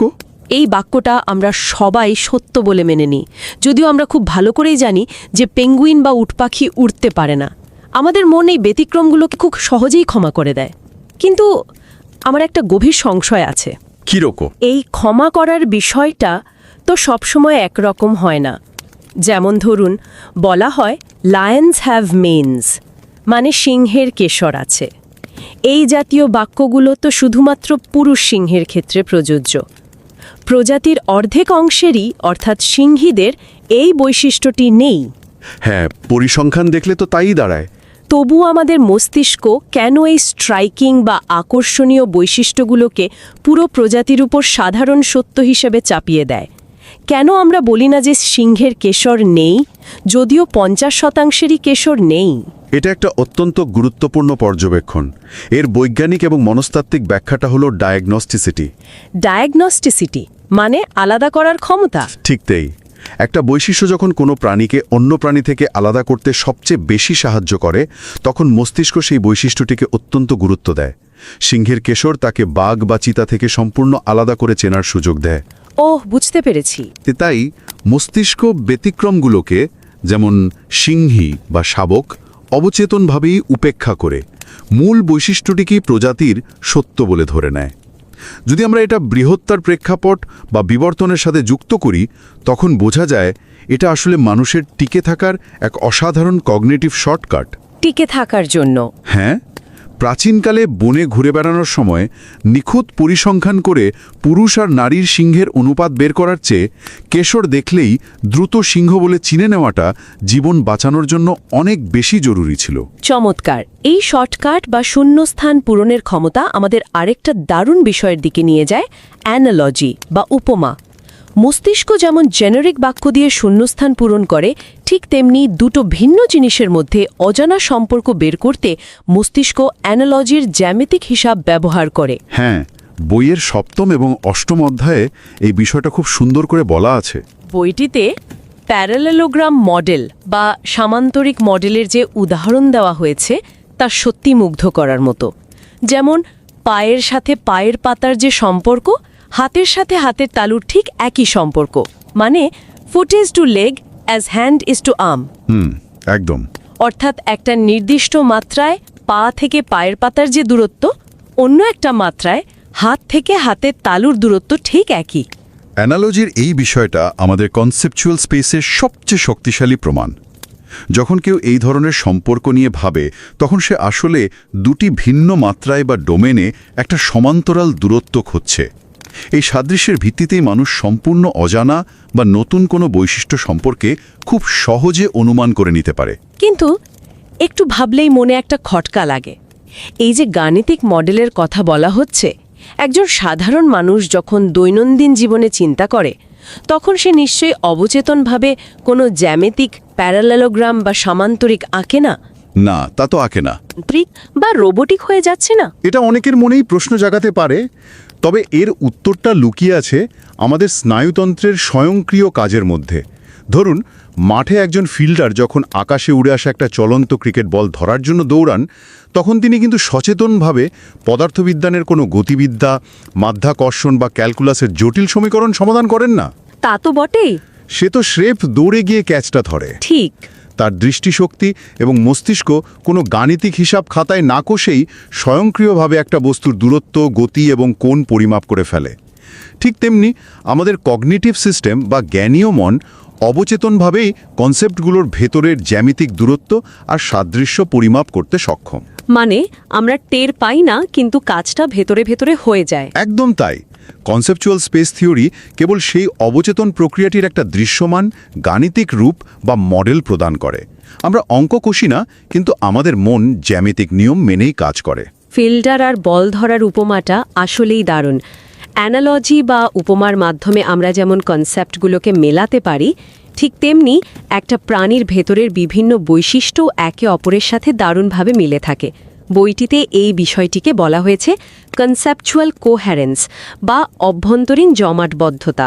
হ্যাঁ, কোহেরেন্সের বিষয়টা চ্যাপ্টার 9-এ খুব বিস্তারিত বলা আছে। এটা বোঝানোর জন্য লেখকরা প্রিন্সিপাল কম্পোনেন্ট অ্যানালিসিস বা পিসিএ এর মতো পরিসংখ্যানগত পদ্ধতির কথা বলেছেন। এখন এই পিসিএ শব্দটা শুনলে অনেকেরই ভয় লাগতে পারে। হ্যাঁ, একটু টেকনিক্যাল শোনায়। কিন্তু যদি খুব সহজভাবে বলি, এটা হলো এমন একটা প্রক্রিয়া যা দেখে কোন বৈশিষ্ট্যগুলো সবসময় একসাথে থাকে। যেমন একটা পাখির ডানা, তার হালকা হাড় আর তার পালক, এগুলো আলাদা কোনো বৈশিষ্ট্য নয়, এরা সবসময় একসাথে থাকে। এরা একে অপরের সাথে যুক্ত থেকে একটা কোহেরেন্ট বা সুসংহত ধারণা তৈরি করে। ঠিক বলেছেন। আর এই কোহেরেন্স থেকেই জন্ম নেয় একটা অত্যন্ত দার্শনিক ধারণা, এসেন্স বা অন্তর্নিহিত সত্তা। এসেন্সের ধারণাটা মানুষের চিন্তার এক গভীর স্তরের পরিচয় দেয়। চ্যাপ্টার 10-এ এটা নিয়ে আলোচনা করা হয়েছে। মানুষ প্রাকৃতিকভাবে বিশ্বাস করে যে কৃত্রিম বস্তু, যেমন ধরুন একটা গাড়ি বা টেবিল, এর চেয়ে প্রাকৃতিক প্রাণী যেমন কুকুর বা বাঘ, এর একটা নিজস্ব গভীর এসেন্স বা সত্তা রয়েছে। মানে কৃত্রিম আর প্রাকৃতিকের মধ্যে এই পার্থক্যটা মন নিজেই করে নেয়। একদম। একটা টেবিলের একটা পা ভেঙে গেলে বা তার ওপর নতুন রং দেওয়া হলে তার টেবিলই থাকে, এর কোনো সত্তা বদলায় না। কারণ টেবিলের বৈশিষ্ট্যগুলো মানুষের ইচ্ছে মতো জোড়া লাগানো হয়েছে, কিন্তু একটা প্রাণীর ভেতরের বৈশিষ্ট্যগুলো অত্যন্ত গভীরভাবে একটা আরেকটার সাথে সম্পর্কযুক্ত। বুঝতে পারছি। একটা বাঘের ডোরাকাটা দাগ, তার শিকার ধরার ক্ষমতা, তার দাঁতের গড়ন, সবকিছু মিলে এমন এক অদৃশ্য সত্তা তৈরি করে যাকে আমরা বাঘের এসেন্স বলি। তাহলে এই সব কিছুর আসল অর্থ কি দাঁড়াচ্ছে? আমার মনে হয় এই এসেন্স বা সত্তা হলো অনেকটা কোনো বস্তুর সেন্টার অফ গ্র্যাভিটি বা ভারকেন্দ্রের মতো। একে সরাসরি চোখে দেখা যায় না, স্পর্শ করা যায় না, কিন্তু এটাই পুরো কাঠামোটিকে একটা সুনির্দিষ্ট ভারসাম্যে ধরে রাখে। এই ভারকেন্দ্র না থাকলে পুরো কনসেপ্টটাই ভেঙে পড়ত। এই ভারকেন্দ্রের উপমাটা অত্যন্ত নিখুঁত। প্রাণীজগতের বৈশিষ্ট্যগুলো তো আর বিচ্ছিন্নভাবে তৈরি হয়নি, এরা লক্ষ লক্ষ বছরের বিবর্তনের মাধ্যমে একসাথে একে অপরের পরিপূরক হিসাবে বিবর্তিত হয়েছে। হ্যাঁ, ওই পাখির পালক আর হালকা হাড়ের মতো। ঠিক এই একত্রে বিবর্তিত হওয়ার কারণেই এদের মধ্যে একটা শক্তিশালী জ্যামিতিক ভারকেন্দ্র বা এসেন্স তৈরি হয়। অন্যদিকে মানবসৃষ্ট কৃত্রিম বস্তুর বিভিন্ন অংশ আলাদাভাবে তৈরি করে কারখানায় জোড়া লাগানো হয়, তাই এদের এমন কোনো প্রাকৃতিক ভারকেন্দ্র বা এসেন্স কখনোই গড়ে ওঠে না। এই পুরো বইটা নতুন গবেষকদের জন্য একটা দারুণ দিক নির্দেশনা দেয়। কিভাবে লজিকের সীমাবদ্ধতা থেকে শুরু করে জ্যামিতিক স্পেস, মানুষের প্রত্যাশা, অ্যানালজি এবং শেষে এসেন্স বা সত্তার মতো একটা জটিল দার্শনিক জায়গায় এসে পৌঁছানো যায়, পুরো যাত্রাটা কগনিটিভ সায়েন্সের এক অপূর্ব বিন্যাস। হ্যাঁ, এটা একটা সম্পূর্ণ প্যাকেজ। ধাপে ধাপে কিভাবে একটা সুসংহত যুক্তি দাঁড় করাতে হয় তার একটা মাস্টার ক্লাস হলো এই বইটি। ঠিক, বইটি খুব শান্তভাবে আমাদের মনে করিয়ে দেয় যে জ্ঞান কেবল বিচ্ছিন্ন কিছু তথ্যের সমষ্টি বা মুখস্থ করা বিদ্যার ভাণ্ডার নয়, বরং এটা একটা সুশৃঙ্খল জ্যামিতিক স্পেস যেখানে প্রতিটি ধারণার একটা নির্দিষ্ট অবস্থান, দূরত্ব এবং ভারকেন্দ্র রয়েছে। নতুন গবেষকদের জন্য এই বইটির গঠনশৈলী আর যুক্তির বুনন নিজেই একটা শিক্ষণীয় বিষয়। আজকের এই গভীর আলোচনা শেষ করার আগে যারা শুনছেন তাদের জন্য একটা নতুন আর ভাবনার উদ্রেককারী প্রশ্ন রেখে যাওয়া যেতে পারে। আমরা দেখলাম যে মানুষের চিন্তাধারা সত্যিই জ্যামিতিক কনসেপচুয়াল স্পেসের উপর নির্ভর করে, যেখানে প্রতিটি কনসেপ্টের একটা এসেন্স বা ভারকেন্দ্র থাকে। হ্যাঁ। এখন প্রশ্ন হলো, আজকাল তো আর্টিফিশিয়াল ইন্টেলিজেন্সের যুগ। বর্তমানে যে লার্জ ল্যাঙ্গুয়েজ মডেল বা এলএলএমগুলো যেমন চ্যাটজিপিটি কাজ করছে, তারা তো মূলত বিপুল পরিমাণ শব্দের পরিসংখ্যান আর প্রেডিকশনের উপর নির্ভর করে চলে। কোন শব্দের পর কোন শব্দ বসার সম্ভাবনা সবচেয়ে বেশি তারা শুধু সেই হিসাবই করে। হ্যাঁ, পুরোটাই স্ট্যাটিস্টিক্স। তো তারা কি কখনো মানুষের মতো সত্যিকারের এই এসেন্স বা ধারণাগুলো উপলব্ধি করতে পারবে, নাকি কনসেপচুয়াল স্পেসের এই গভীর জ্যামিতিক ভিত্তি ছাড়া তাদের বুদ্ধি সবসময় কেবল শব্দের জাদুকরী বিন্যাস হয়েই থেকে যাবে, আর আসল অর্থবোধ বা কনসেপ্টের ভারকেন্দ্র থেকে তারা চিরকাল বঞ্চিতই থাকবে? তো হয়তো যন্ত্রের কাছে সবসময়ই অধরা থেকে যাবে। ঠিক যেমনটা শুরুতে বলা হয়েছিল, কুকুরের পার্ভোভাইরাস থেকে শেয়ালের সংক্রমণের অনুমান আমাদের মনের কাছে যতটা সহজ, কচ্ছপের সংক্রমণের অনুমান ততটাই অর্থহীন। লজিক হয়তো সবাইকে একই সমতলে মাপে, কিন্তু আমাদের মন জানে জ্যামিতিক দূরত্বে কচ্ছপ অনেক দূরে, আর এখানে প্রথাগত লজিকের সমাপ্তি ঘটে এবং মানুষের আসল চিন্তার শুরু হয়।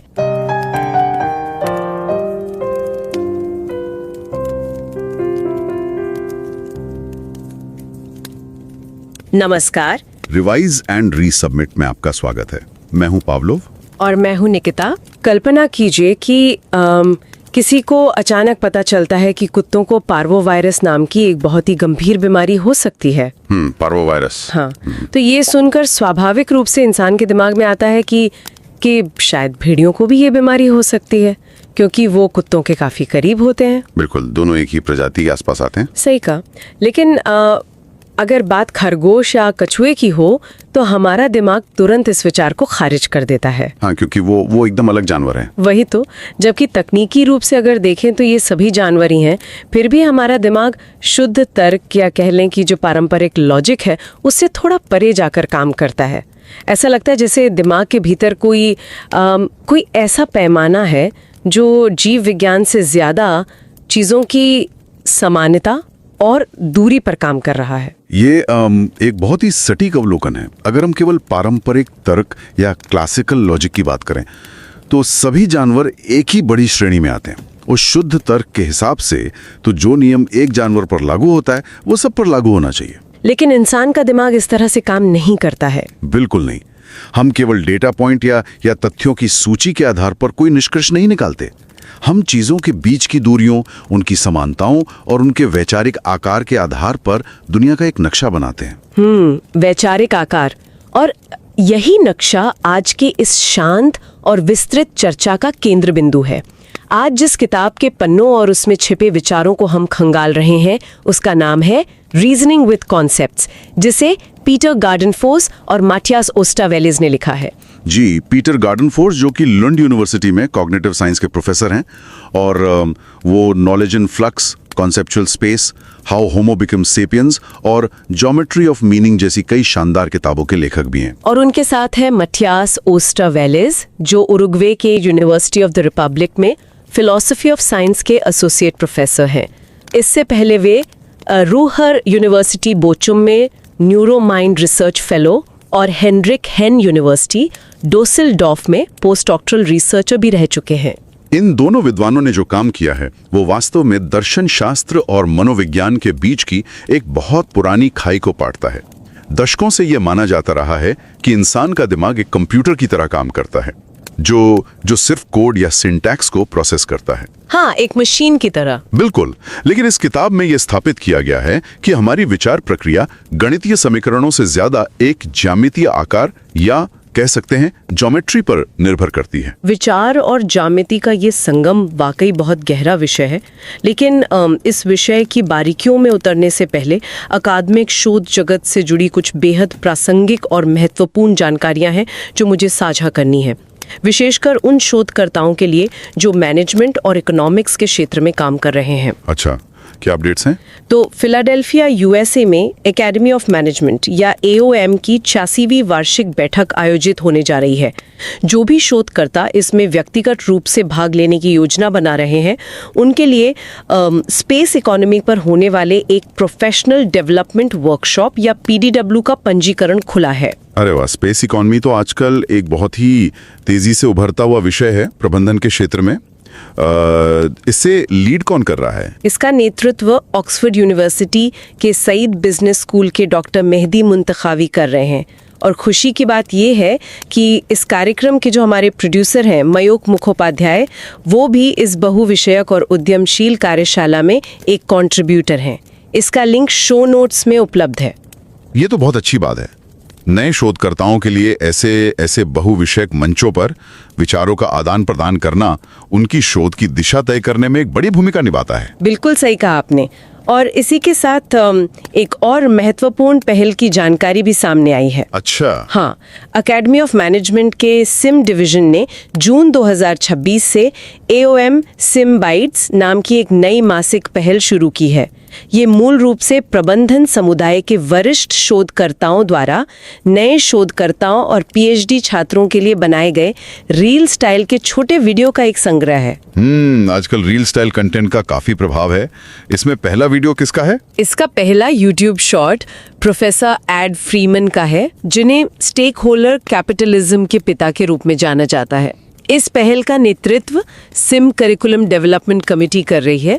मयूख मुखोपाध्याय, जो हमारे प्रोड्यूसर हैं, पिछले 1 साल से इस समिति के साथ कंटेंट डिजाइन और एडिट के लिए स्वेच्छा से काम कर रहे हैं। वाकई ये बहुत ही सराहनीय है। हाँ, और ये पूरी पहल प्रोफेसर शेल्डन सिमुलोला के दिमाग की उपज है, जो ट्रेंट यूनिवर्सिटी से है, और अब इसे committee chair professor Jennifer Griffin आगे बढ़ा रही हैं, जो लोयोला यूनिवर्सिटी में है।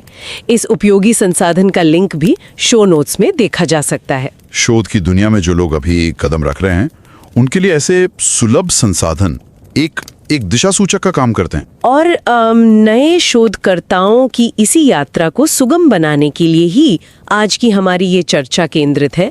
ये समझना बहुत आवश्यक है कि कोई भी व्यक्ति इस चैनल को सब्सक्राइब करे या न करे, लेकिन समय निकालकर इस विचारोत्तेजक और ओपन एक्सेस किताब को पढ़ना शोध की समझ को बहुत गहरा कर सकता है। इसका लिंक भी शो नोट्स में है। बिल्कुल। इस पूरी चर्चा का हमारा जो मूल उद्देश्य है वो है नए शोधकर्ताओं को इस किताब की शैली और इसके विचारों के विकास क्रम को समझाना, ताकि जब वे डेटा और परिकल्पनाओं के बीच उलझें तो उन्हें इंसानी सोच की जो एक संरचना है वो स्पष्ट रूप से पता हो। तो अगर हम सोच की संरचना के एकदम शुरुआती बिंदु पर जाएं तो हमें अरस्तू और जेरी फोर्डर जैसे विचारकों की मान्यताओं का सामना करना पड़ता है। अच्छा, वो फॉर्मलिस्ट व्यू वाला हिस्सा। उन्होंने इसका समर्थन किया था। इसका सीधा सा मतलब ये था कि इंसानी सोच को पूरी तरह से प्रतीकों या सिंबल्स और गणितीय नियमों के जरिए समझाया जा सकता है। उदाहरण के लिए अगर नियम कहता है कि सभी ए बी हैं और सभी बी सी हैं, तो दिमाग स्वचालित रूप से मान लेगा कि सभी ए सी हैं। एक कंप्यूटर की तरह। बिल्कुल। लेकिन मनोविज्ञान के कई प्रयोगों ने इस धारणा को एकदम गलत साबित कर दिया है। हाँ, मुझे यहाँ वासन सिलेक्शन टास्क का वो प्रसिद्ध प्रयोग याद आ रहा है। जब लोगों को कार्ड दिए जाते हैं जिन पे एक तरफ स्वर या वॉवल और दूसरी तरफ सम संख्या या इवन नंबर लिखी होती है और उन्हें एक अमूर्त तर्क को जांचने के लिए कहा जाता है, तो ज्यादातर लोग बुरी तरह विफल हो जाते हैं। हाँ, वो उस अमूर्त तर्क को प्रोसेस नहीं कर पाते। लेकिन अगर उसी तर्क को एक सामाजिक नियम में बदल दिया जाए, जैसे अगर कोई शराब पी रहा है तो उसकी उम्र 18 साल से ऊपर होनी चाहिए, तो हर कोई तुरंत सही कार्ड चुन लेता है। ये एक आदर्श उदाहरण है। आप देखिए, दोनों स्थितियों में अंतर्निहित तर्क या जो लॉजिक था वो बिल्कुल समान था, लेकिन इंसानी दिमाग ने उस अमूर्त गणितीय सिंटैक्स के सामने घुटने टेक दिए। जबकि उसी ढांचे को जब असल दुनिया के कॉन्सेप्ट में ढाला गया तो दिमाग ने उसे तुरंत सुलझा लिया। ये साबित करता है कि हम सिर्फ एक कंप्यूटर की तरह कोडिंग भाषा में नहीं सोचते। ठीक है, आइए इसे थोड़ा सुलझाते हैं। अगर हम सिर्फ तर्क और प्रतीकों से सोचते तो हमारा दिमाग शायद एक डिक्शनरी या शब्दकोश की तरह काम करता, लेकिन ऐसा नहीं है। ये कुछ ऐसा है जैसे रसोई घर की सजावट। रसोई घर की सजावट? हाँ, मेरा मतलब है रसोई को कभी भी वर्णमाला यानी ए से जेड के क्रम में नहीं सजाया जाता। नमक के बगल में नींबू नहीं रखा जाता सिर्फ इसलिए कि दोनों न अक्षर से शुरू होते हैं। हाँ, बिल्कुल नहीं। रसोई को हमेशा उपयोगिता और आकार के आधार पर सजाया जाता है। मसाले एक जगह, बर्तन दूसरी जगह। यानी हमारा दिमाग शब्दों से नहीं बल्कि आकारों, उपयोगिताओं और उनके बीच की दूरियों से सोचता है। रसोई की ये उपमा बहुत ही सटीक है और यहीं से कॉन्सेप्चुअल स्पेस यानी वैचारिक स्थानों का सिद्धांत जन्म लेता है। लेखकों ने स्थापित किया है कि हमारे विचार एक मानसिक ग्राफ पेपर पर ज्यामितीय आकार लेते हैं। ज्यामितीय आकार मतलब ज्योमेट्री? हाँ, जैसे रंग कोई एक अकेला शब्द या प्रतीक नहीं है। हमारे दिमाग में रंग एक त्रिआयामी या 3D स्पेस है जिसमें चमक, शेड और संतृप्ति यानी सैचुरेशन नाम के 3 अक्ष या एक्सिस होते हैं। अच्छा।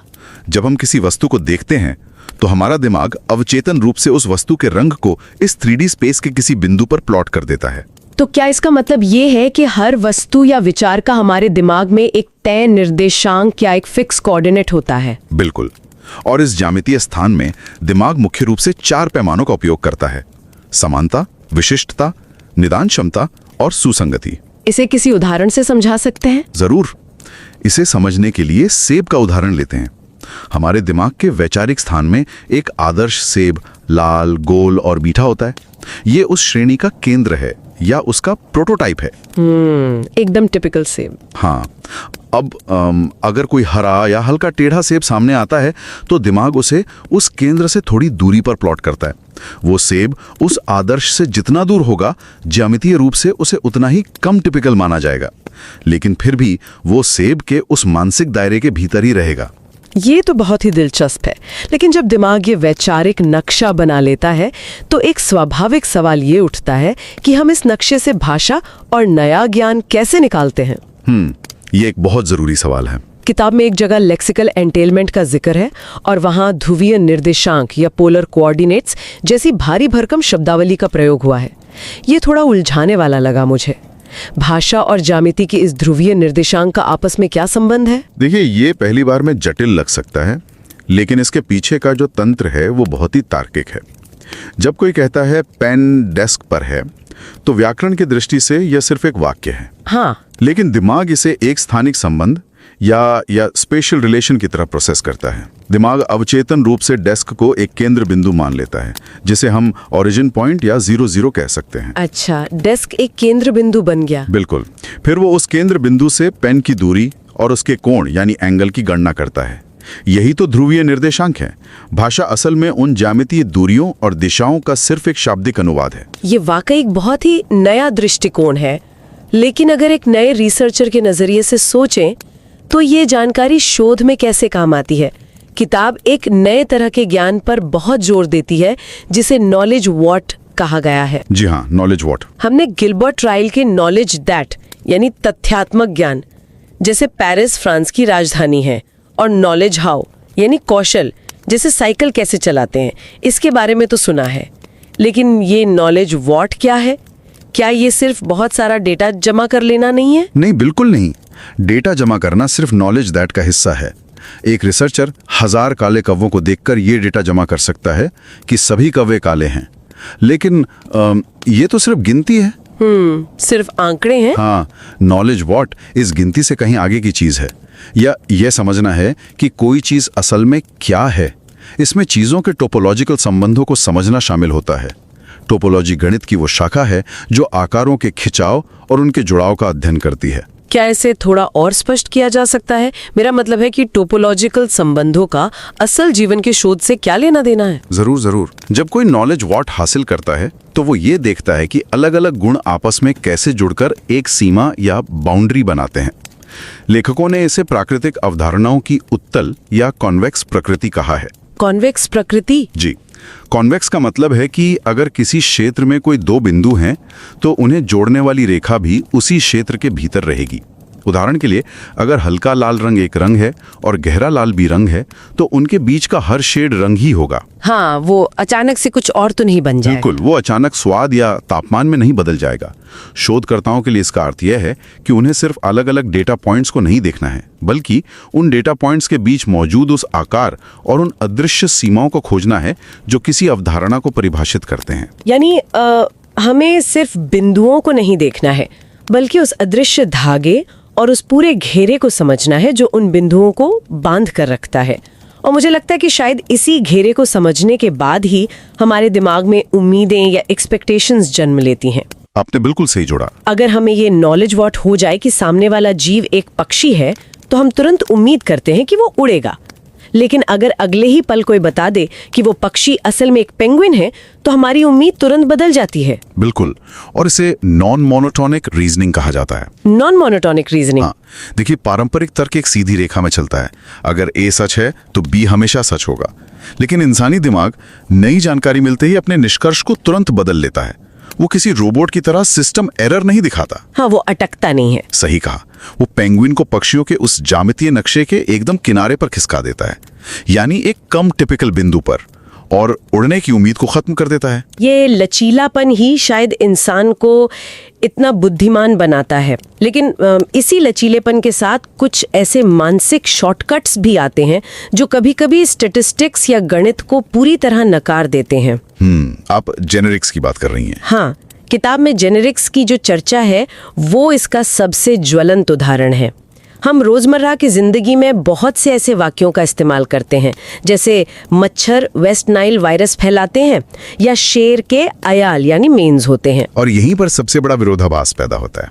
अगर हम डेटा और सांख्यिकी को देखें तो 1% से भी कम मच्छरों में वो वायरस होता है। सिर्फ 1%? हाँ, और शेरों की बात करें तो केवल नर शेरों के ही अयाल होते हैं, मादाओं और शावकों के नहीं। यानी गणितीय रूप से 50% से भी कम शेरों में अयाल होते हैं। फिर भी कोई भी इंसान इन वाक्यों को सुनते ही इन्हें पूरी तरह से सच मान लेता है। मुझे यहाँ थोड़ी उलझन हो रही है। अगर दिमाग इतना ही स्मार्ट और ज्यामितीय है, तो वो इतने बड़े सांख्यिकीय डेटा को नजरअंदाज कैसे कर सकता है? क्या हमारा दिमाग जानबूझकर आंकड़ों की अनदेखी करता है? देखिए, ये कोई अज्ञानता नहीं है, बल्कि ये विकासवाद या इवोल्यूशन से मिला एक रक्षा तंत्र है। रक्षा तंत्र? हाँ, कैसे? हमारा दिमाग सांख्यिकी से ज्यादा निदान क्षमता या डायग्नोस्टिसिटी को महत्व देता है। लेखकों ने इन जेनेरिक्स को 2 हिस्सों में बांटा है, प्रॉपर्टी जेनेरिक्स और डायग्नोस्टिक जेनेरिक्स। अच्छा, शेर के अयाल होते हैं एक डायग्नोस्टिक जेनेरिक है। यह गुण शेरों को बाघों या तेंदुओं से अलग करता है। इसी तरह भले ही 99% मच्छरों में वायरस ना हो, लेकिन जो 1% हैं वे जानलेवा हो सकते हैं। तो मतलब दिमाग रिस्क नहीं लेना चाहता। बिल्कुल, विकासवादी दृष्टिकोण से आंकड़ों का हिसाब लगाने में समय बर्बाद करने से बेहतर है उस डायग्नोस्टिक गुण को, यानी उस खतरे को पूरी प्रजाति पर लागू कर देना। इसे नेचुरल पेडागॉजी भी कहा गया है। बच्चे इसी तरह बिना पूरे आंकड़े जाने दुनिया के खतरों और विशेषताओं को तेजी से सीखते हैं। ये एक बहुत ही गहरा बिंदु है।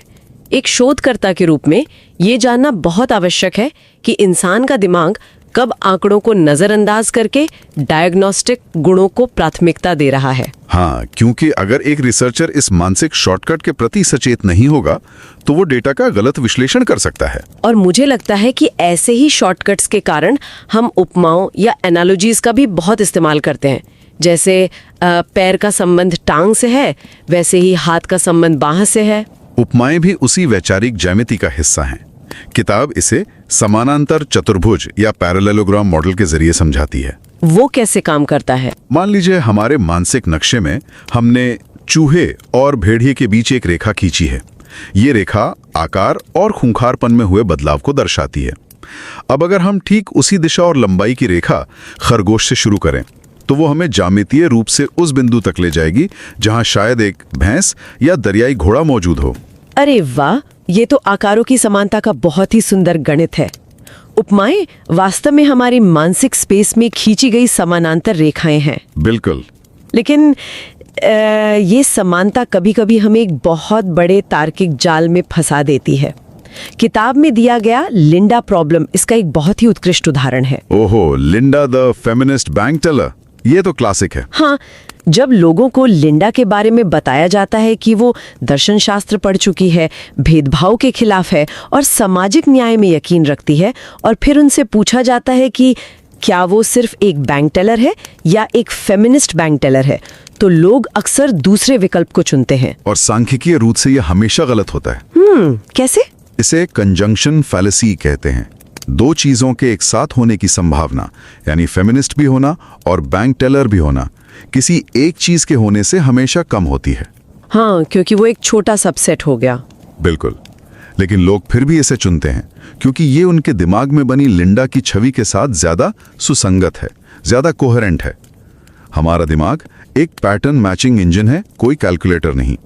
वो एक ऐसी कहानी ढूंढता है जिसके सारे टुकड़े आपस में अच्छी तरह फिट बैठते हों। ये नए शोधकर्ताओं के लिए एक क्लासिक ट्रैप है। जब हम कोई हाइपोथेसिस बनाते हैं तो हम अक्सर उस डेटा की तरफ आकर्षित हो जाते हैं जो हमारी कहानी को ज्यादा सुसंगत बनाता है, भले ही सांख्यिकीय रूप से वो कम संभावित हो। एकदम सही। और शायद चीजों को इसी तरह सुसंगत बनाने की कोशिश में हम हर प्राकृतिक चीज का एक सार या एसेंस गढ़ लेते हैं।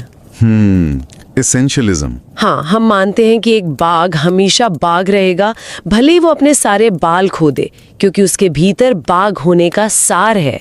जबकि एक लकड़ी की कुर्सी टूट जाने पर कुर्सी नहीं रहती, सिर्फ लकड़ी बन जाती है। ये जो सार या एसेंस की अवधारणा है, ये बहुत ही भ्रामक हो सकती है।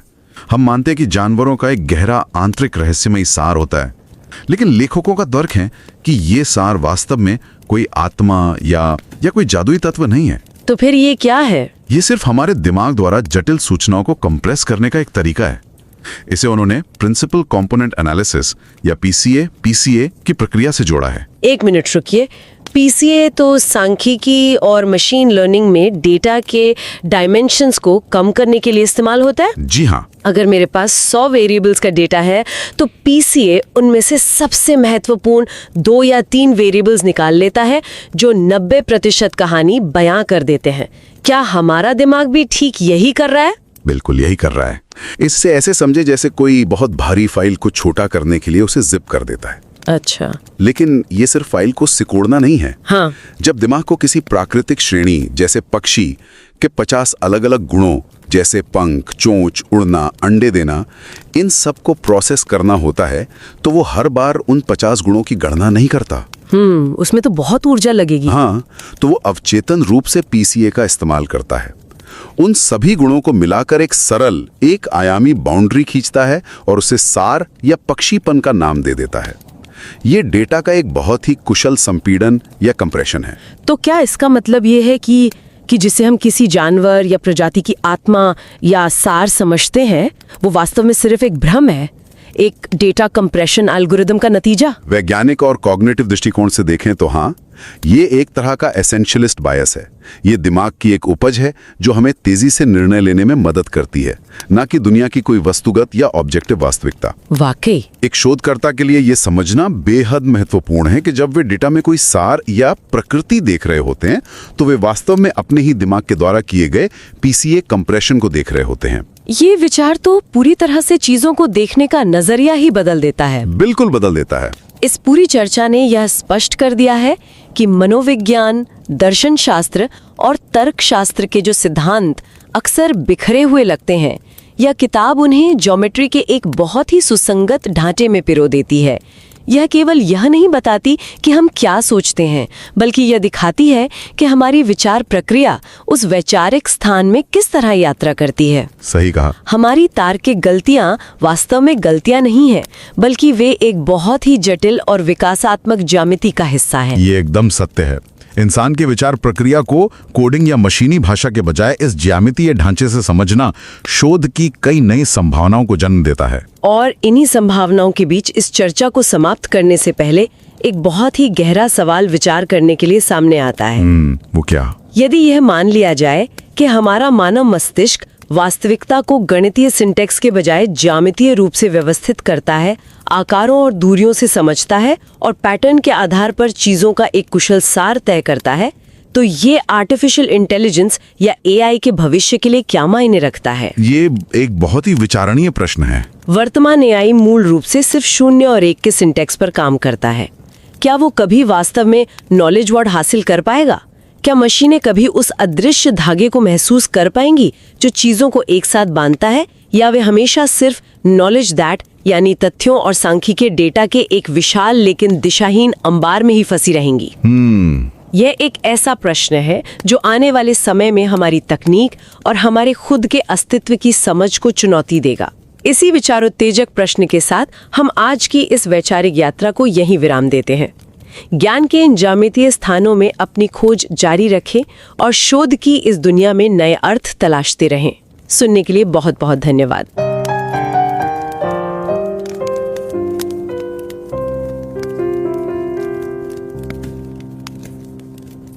Prøv lige at lukke øjnene et øjeblik, hvis du kan, og forestil dig en kvinde. Hun hedder Linda. Ja. Hun er 31 år gammel, hun er single, hun er ret frimodig, og så er hun altså utrolig intelligent. Hun har læst filosofi. Okay, jeg har et billede af hende. Godt.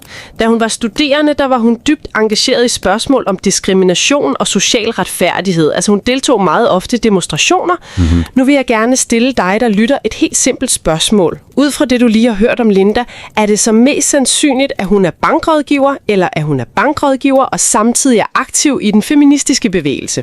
Det er jo et fantastisk spørgsmål. Altså, hvis vi ser fuldstændig køligt og logisk på det, så er den første mulighed jo altid den mest sandsynlige.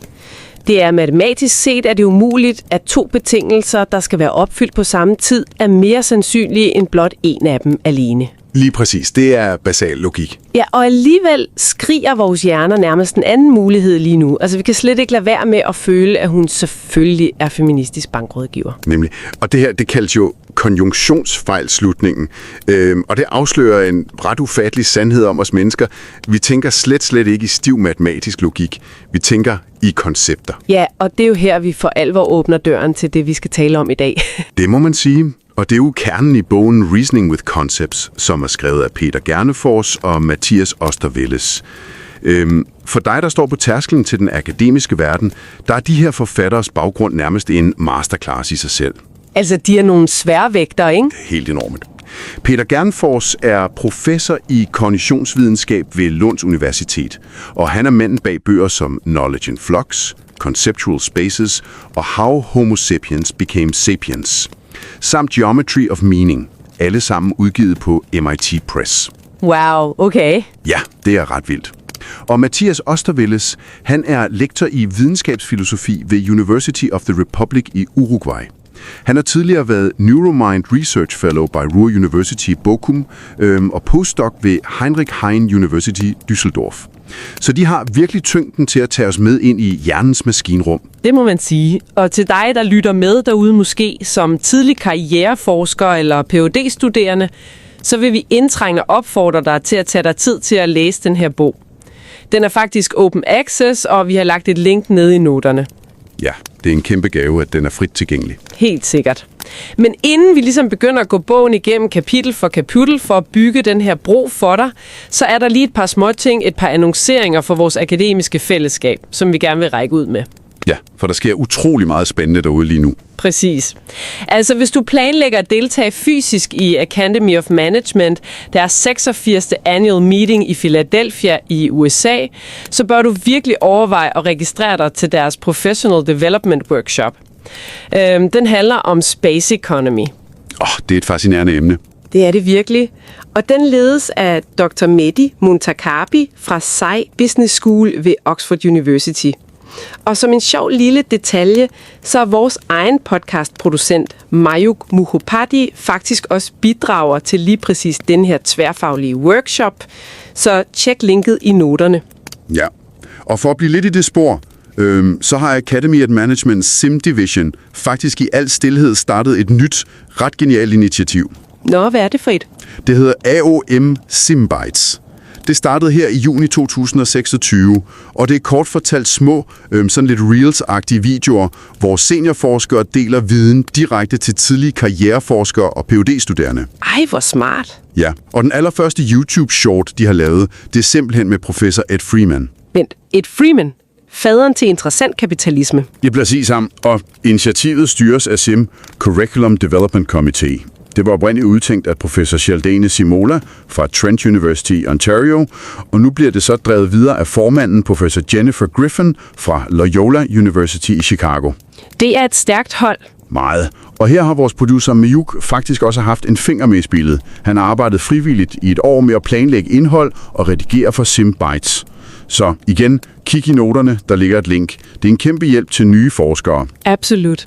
Jamen, lad os trække tråden tilbage til Linda. Og det er det faktum, at vores hjerner dumper fuldstændig helt basal logik.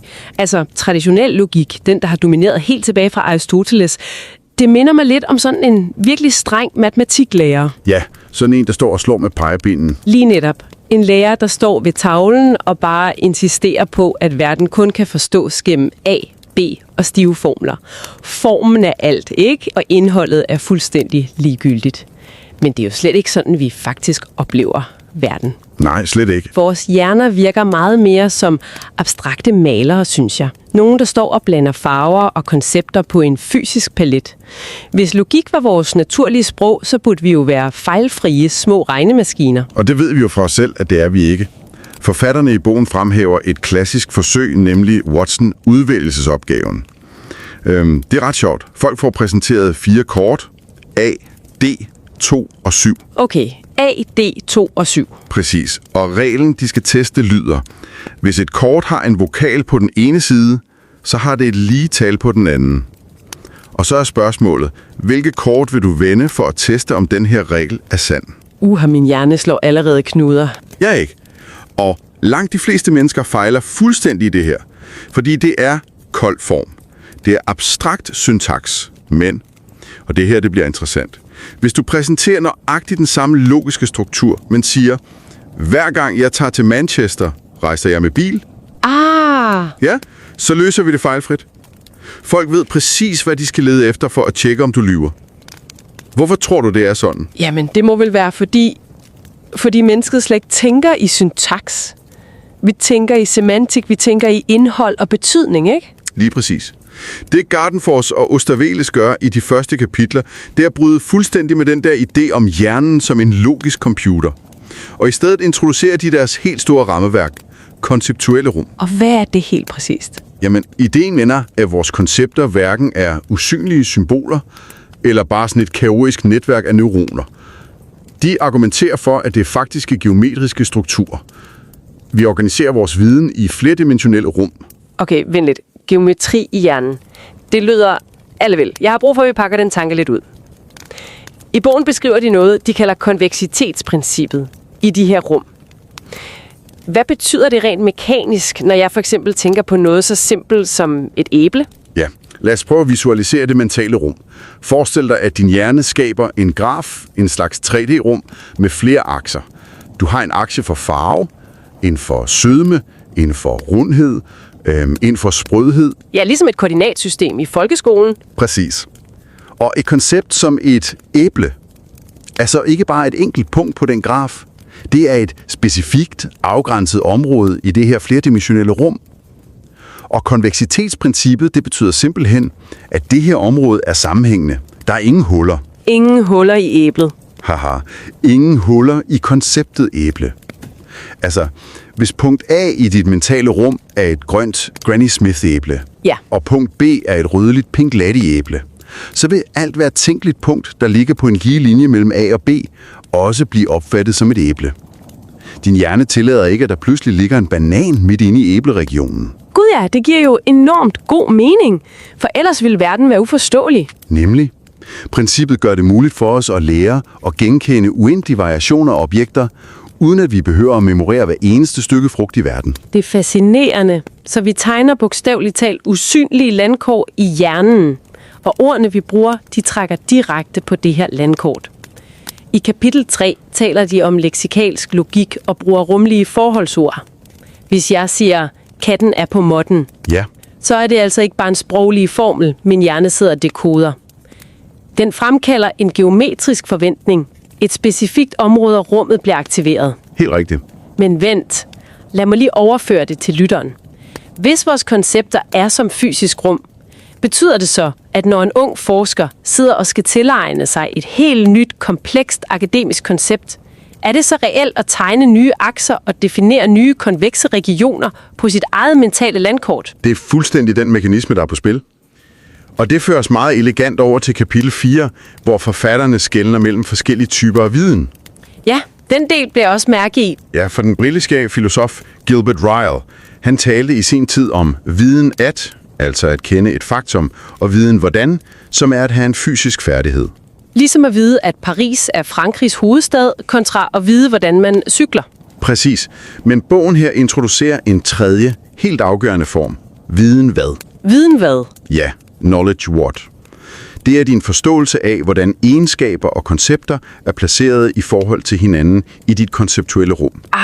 Det er ligesom det eksempel, de bruger med en læring af metaller. Altså, hvor man pludselig opdager, at det er en superlider. Det er ikke bare parat viden. Man har pludselig opdaget en helt ny strukturel sammenhæng i rummet. Lige netop. Man har ændret geometrien i sin forståelse. Men her stod jeg altså på et lille problem, når jeg læser videre i kapitel 5 og 6. Lad høre. Type af en fugl ligger centralt i den der fugleregion. Ja, Bogen kalder det ræsonnement baseret på forventninger. Og det sproglige udtryk for det, det er de såkaldte generiske sætninger. Sætninger som fugle flyver eller pingviner flyver ikke. Men hvordan pokker kan vi tro på begge dele på én gang? jamen hjernen løser faktisk det paradoks ret elegant ved at skelne mellem forskellige typer af genetiske påstande. Bogen deler det op i egenskabsgenetiske og så de diagnostiske genetiske sætninger. Diagnostiske? Ja, lad mig give et perfekt eksempel fra teksten. Sætningen, løver har manker. Okay, ja, det er jo noget, vi alle sammen siger og tror på. Men halvdelen af arten, altså hundløverne, de har jo slet ikke manker. Unge løver har heller ikke manker. Statistisk set, så er det vel kun en ret lille minoritet af løver, der overhovedet har manker i virkeligheden. Præcis. Så logisk og videnskabeligt er den sætning jo dybt problematisk. Hvorfor lader hjernen overhovedet den slags passere? Det virker nærmest som en massiv evolutionær designfejl, at vi går og skærer ting over en kamp på et faktuelt forkert grundlag. Og her vil jeg i øvrigt lige indskyde over for lytteren, for bogen berører også sociale og politiske koncepter som feminisme og konservatisme, med de her briller, at vi udelukkende taler om de kognitive mekanismer her. Vi tager ikke politisk stilling. Nej, præcis. Det er ren kognitionsvidenskab. Og for at svare på de spørgsmål, det føles måske som en fejl, hvis vi måler det med den strenge matematiklærers lineal. Men hvis vi måler med evolutionens lineal, så er det en genialitet. Hvordan det? Mængden er ikke universel for arten, nej. Men den er ekstremt diagnostisk. I vores konceptuelle rum for dyr, der er mængden den absolut mest effektive genvej til at adskille en løve fra en leopard, en tiger eller en gepard. Okay. Så hjernen ignorerer simpelthen den statistiske unøjagtighed, fordi den diagnostiske værdi, altså genvejen, er enorm. Fuldstændig. Forfatterne knytter det til et begreb, de kalder naturlig pædagogik. Generiske sætninger eksisterer, fordi vi som art har haft brug for at overføre ekstremt meget kompleks information til vores børn på en hurtig og overskuelig måde. At reducere kompleksiteten, at skabe prototyper, det er ikke en fejl. Det er en kognitiv overlevelsesstrategi. Det er faktisk sådan, vi gør verden begribelig for os selv. Det er jo tankevækkende. Og vi tager lynhurtigt de her forenklede prototyper og begynder at udvide dem, ikke? Jo, og det er kapitel 7, hvor de taler om kategoribaseret induktion. Ja, for der præsenterer bogen et ret vildt tankeeksperiment. Hvis du fortæller en person, at, og det her er et citat, hunde har sesamben, altså en specifik type små knogler, Ja. så antager personen jo umiddelbart, at ulve også har dem. Og det giver mening, tænker jeg. Vores konceptuelle rum for en hund og en ulv, de overlapper næsten. Det er på grund af lighed. Nemlig. Men så introducerer bogen det, de kalder diversitetseffekten. Og den vendte lidt op og ned på tingene for mig. Jamen, diversitetseffekten afslører geometriens skjulte magt i vores måde at bevise ting på. Altså lad os sige, at du gerne vil overbevise mig om, at alle pattedyr har de her sesamben. Ja. Hvis du viser mig, at en jaguar har dem, og derefter fortæller mig, at en leopard har dem, så vil min hjerne tøve med at udvide det til alle pattedyr. Fordi de to dyr ligger for tæt på hinanden. Præcis. De ligger lige ved siden af hinanden i mit konceptuelle rum for kattedyr. Men hvis du nu fortæller mig, at en jaguar har den, og at en elefant også har den, Wow, okay. ja, så er jeg pludselig langt mere tilbøjelig til at acceptere, at alle pattedyr har dem. Det var lige netop det spring, jeg havde svært ved at forstå først. Hvorfor skulle to helt tilfældige datapunkter, som en jaguar og en elefant, skabe en meget stærkere overbevisning end to relaterede datapunkter? Ja, det virker ulogisk. Ja, men hvis vi holder fast i ideen om, at vores hjerne hele tiden prøver at kortlægge et ukendt terræn. Lad os sige, at vi står foran en enorm ukendt skov. En god analogi. Hvis jeg kun undersøger to træer, der står lige ved siden af hinanden, jaguaren og leoparden, så har jeg måske nok kortlagt en lille bitte lysning. Men jeg ved jo absolut ingenting om, hvor stor skoven egentlig er. Nemlig. Men hvis jeg derimod undersøger et træ helt oppe i nord, jaguaren, og et træ helt nede i syd, elefanten, og de begge to deler den samme egenskab, så tegner min hjerne automatisk et massivt konvekst rum mellem de to yderpunkter. Jeg har pludselig et kort over hele skoven. Det er jo fundamentalt at forstå, især hvis man som ung forsker skal bygge stærke argumenter. Det er så præcist formuleret. Afstanden i dit mentale landkort definerer simpelthen bevisbyrdens styrke. Og når vi forstår den her rumlige afstand, så kan vi faktisk også begynde at forstå hjernens måske allermest avancerede værktøj. Analogier? Ja, analogier. Forfatterne afviser i kapitel 8 fuldstændig den gamle idé om, at analogier bare er sådan nogle retoriske tricks, poesi eller pænt sprog. De er videnskabelige nødvendigheder for at tænke nyt. Og de modellerer det gennem noget, de kalder parallelogramreglen. Okay, en ting er at forestille sig rum, men altså, at hjernen ligefrem sidder og tegner parallelogrammer, det lyder vildt. Det er også vildt. Lad os tage en klassisk analogi fra teksten. Fod forholder sig til ben, som hånd forholder sig til arm. Siger du til mig, at der pågår reelt ubevidst vektormatematik i min hjerne lige nu, bare for at få den sætning til at give mening? Ja, det er fuldstændig det, der sker. Og lad mig forklare mekanismen bag. Først lokaliserer din hjerne punktet fod i dit anatomiske konceptuelle rum. Okay. Så lokaliserer den punktet ben. Din hjerne identificerer ikke bare to punkter. Den tegner en vektor, en pil, der har en helt bestemt afstand og en helt bestemt retning i rummet. Retningen er vel sådan den overliggende kropsdel, som den her ekstremitet sidder fast på. Lige præcis. Og for at fuldføre analogien, så flytter din hjerne nu startpunktet hen til hånd. Den tager simpelthen den nøjagtige samme pil med samme retning og samme afstand og følger den for hånd. Og hvor lander du så? Du lander præcis på armen. Ja, du har netop dannet de 4 hjørner i et geometrisk parallelogram inde i hovedet. Den her rumlige navigation er det, der gør os i stand til at overføre ekstremt kompleks viden fra et domæne til et helt andet. Det er utrolig elegant. Det er simpelthen maskinrummets magi, der bliver blotlagt der. Det er næsten smukt, men vi skal faktisk endnu dybere ind i bogen, for hen mod slutningen i kapitel 9 og 10, der taler de om, at nogle koncepter føles stærkere end andre. Ja, det stemmer. Altså, hvis vi tænker på konceptet fugl, så føles det jo som en urokkelig, dyb og fuldstændig naturlig kategori. Mm-hmm. Men hvis vi tænker på konceptet håndtaske, så føles det bare vilkårligt og overfladeligt, ikke? Bogen forklarer det her gennem begrebet sammenhæng eller coherence, men hvordan adskiller hjernen det, der er dybt, fra det, der er overfladisk? Jamen, forskellen den ligger i samvariationen af egenskaber. Hos en fugl er der en ekstremt tæt naturlovsmæssig sammenhæng mellem det at have et næb, have fjer, have vinger og at lægge æg. Ja, de hører ligesom sammen i en pakke. Lige præcis. Egenskaberne låser hinanden fast. Hvis du fjerner en, falder det lidt fra hinanden. Men hos en håndtaske er der jo ingen naturgiven sammenhæng mellem for eksempel farven rød, materialet læder og størrelsen. De kan variere uafhængigt. Ah, okay. Og for at forklare, hvordan hjernen håndterer det her, så trækker forfatterne på en virkelig fascinerende parallel. De sammenligner det med en matematisk og statistisk metode, der hedder principalkomponentanalyse. Ofte bare kaldet PCA. Og PCA, det er jo en ret tung statistisk model, man bruger i data science. Hvordan i alverden oversætter vi det til det, der sker i hjernen på et ganske almindeligt menneske, når vi står og kigger på verden? Jamen, prøv at forestille dig, at du har et gigantisk højopløseligt billede på din computer. Det fylder enormt meget, ikke også? Så du vil gerne komprimere det, men uden at miste motivet. Ligesom en zip-fil. Nemlig. Komprimeringsalgoritmen fjerner al unødig støj og gemmer kun de absolut mest afgørende linjer, der definerer billedet. PCA gør præcis det samme, bare med data. Det tager måske 100 dimensioner og koger den ned til de 2 eller 3 stærkeste, mest meningsfulde akser. Okay.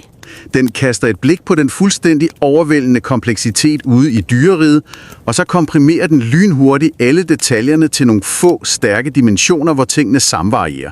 Så næb, fjer og æg bliver reduceret til én stærk komponent. Gud ja. Og det er jo præcis her, bogen tager et skridt, der ændrer alt. Det ramte mig virkelig. Den her komprimering, den her biologiske principalkomponentanalyse, den leder direkte til kapitel 10, og ideen om essenser. Ja, det er et fantastisk kapitel. Altså, hvorfor er det, at små børn helt intuitivt tror, at der findes en usynlig, magisk essens inde i et dyr?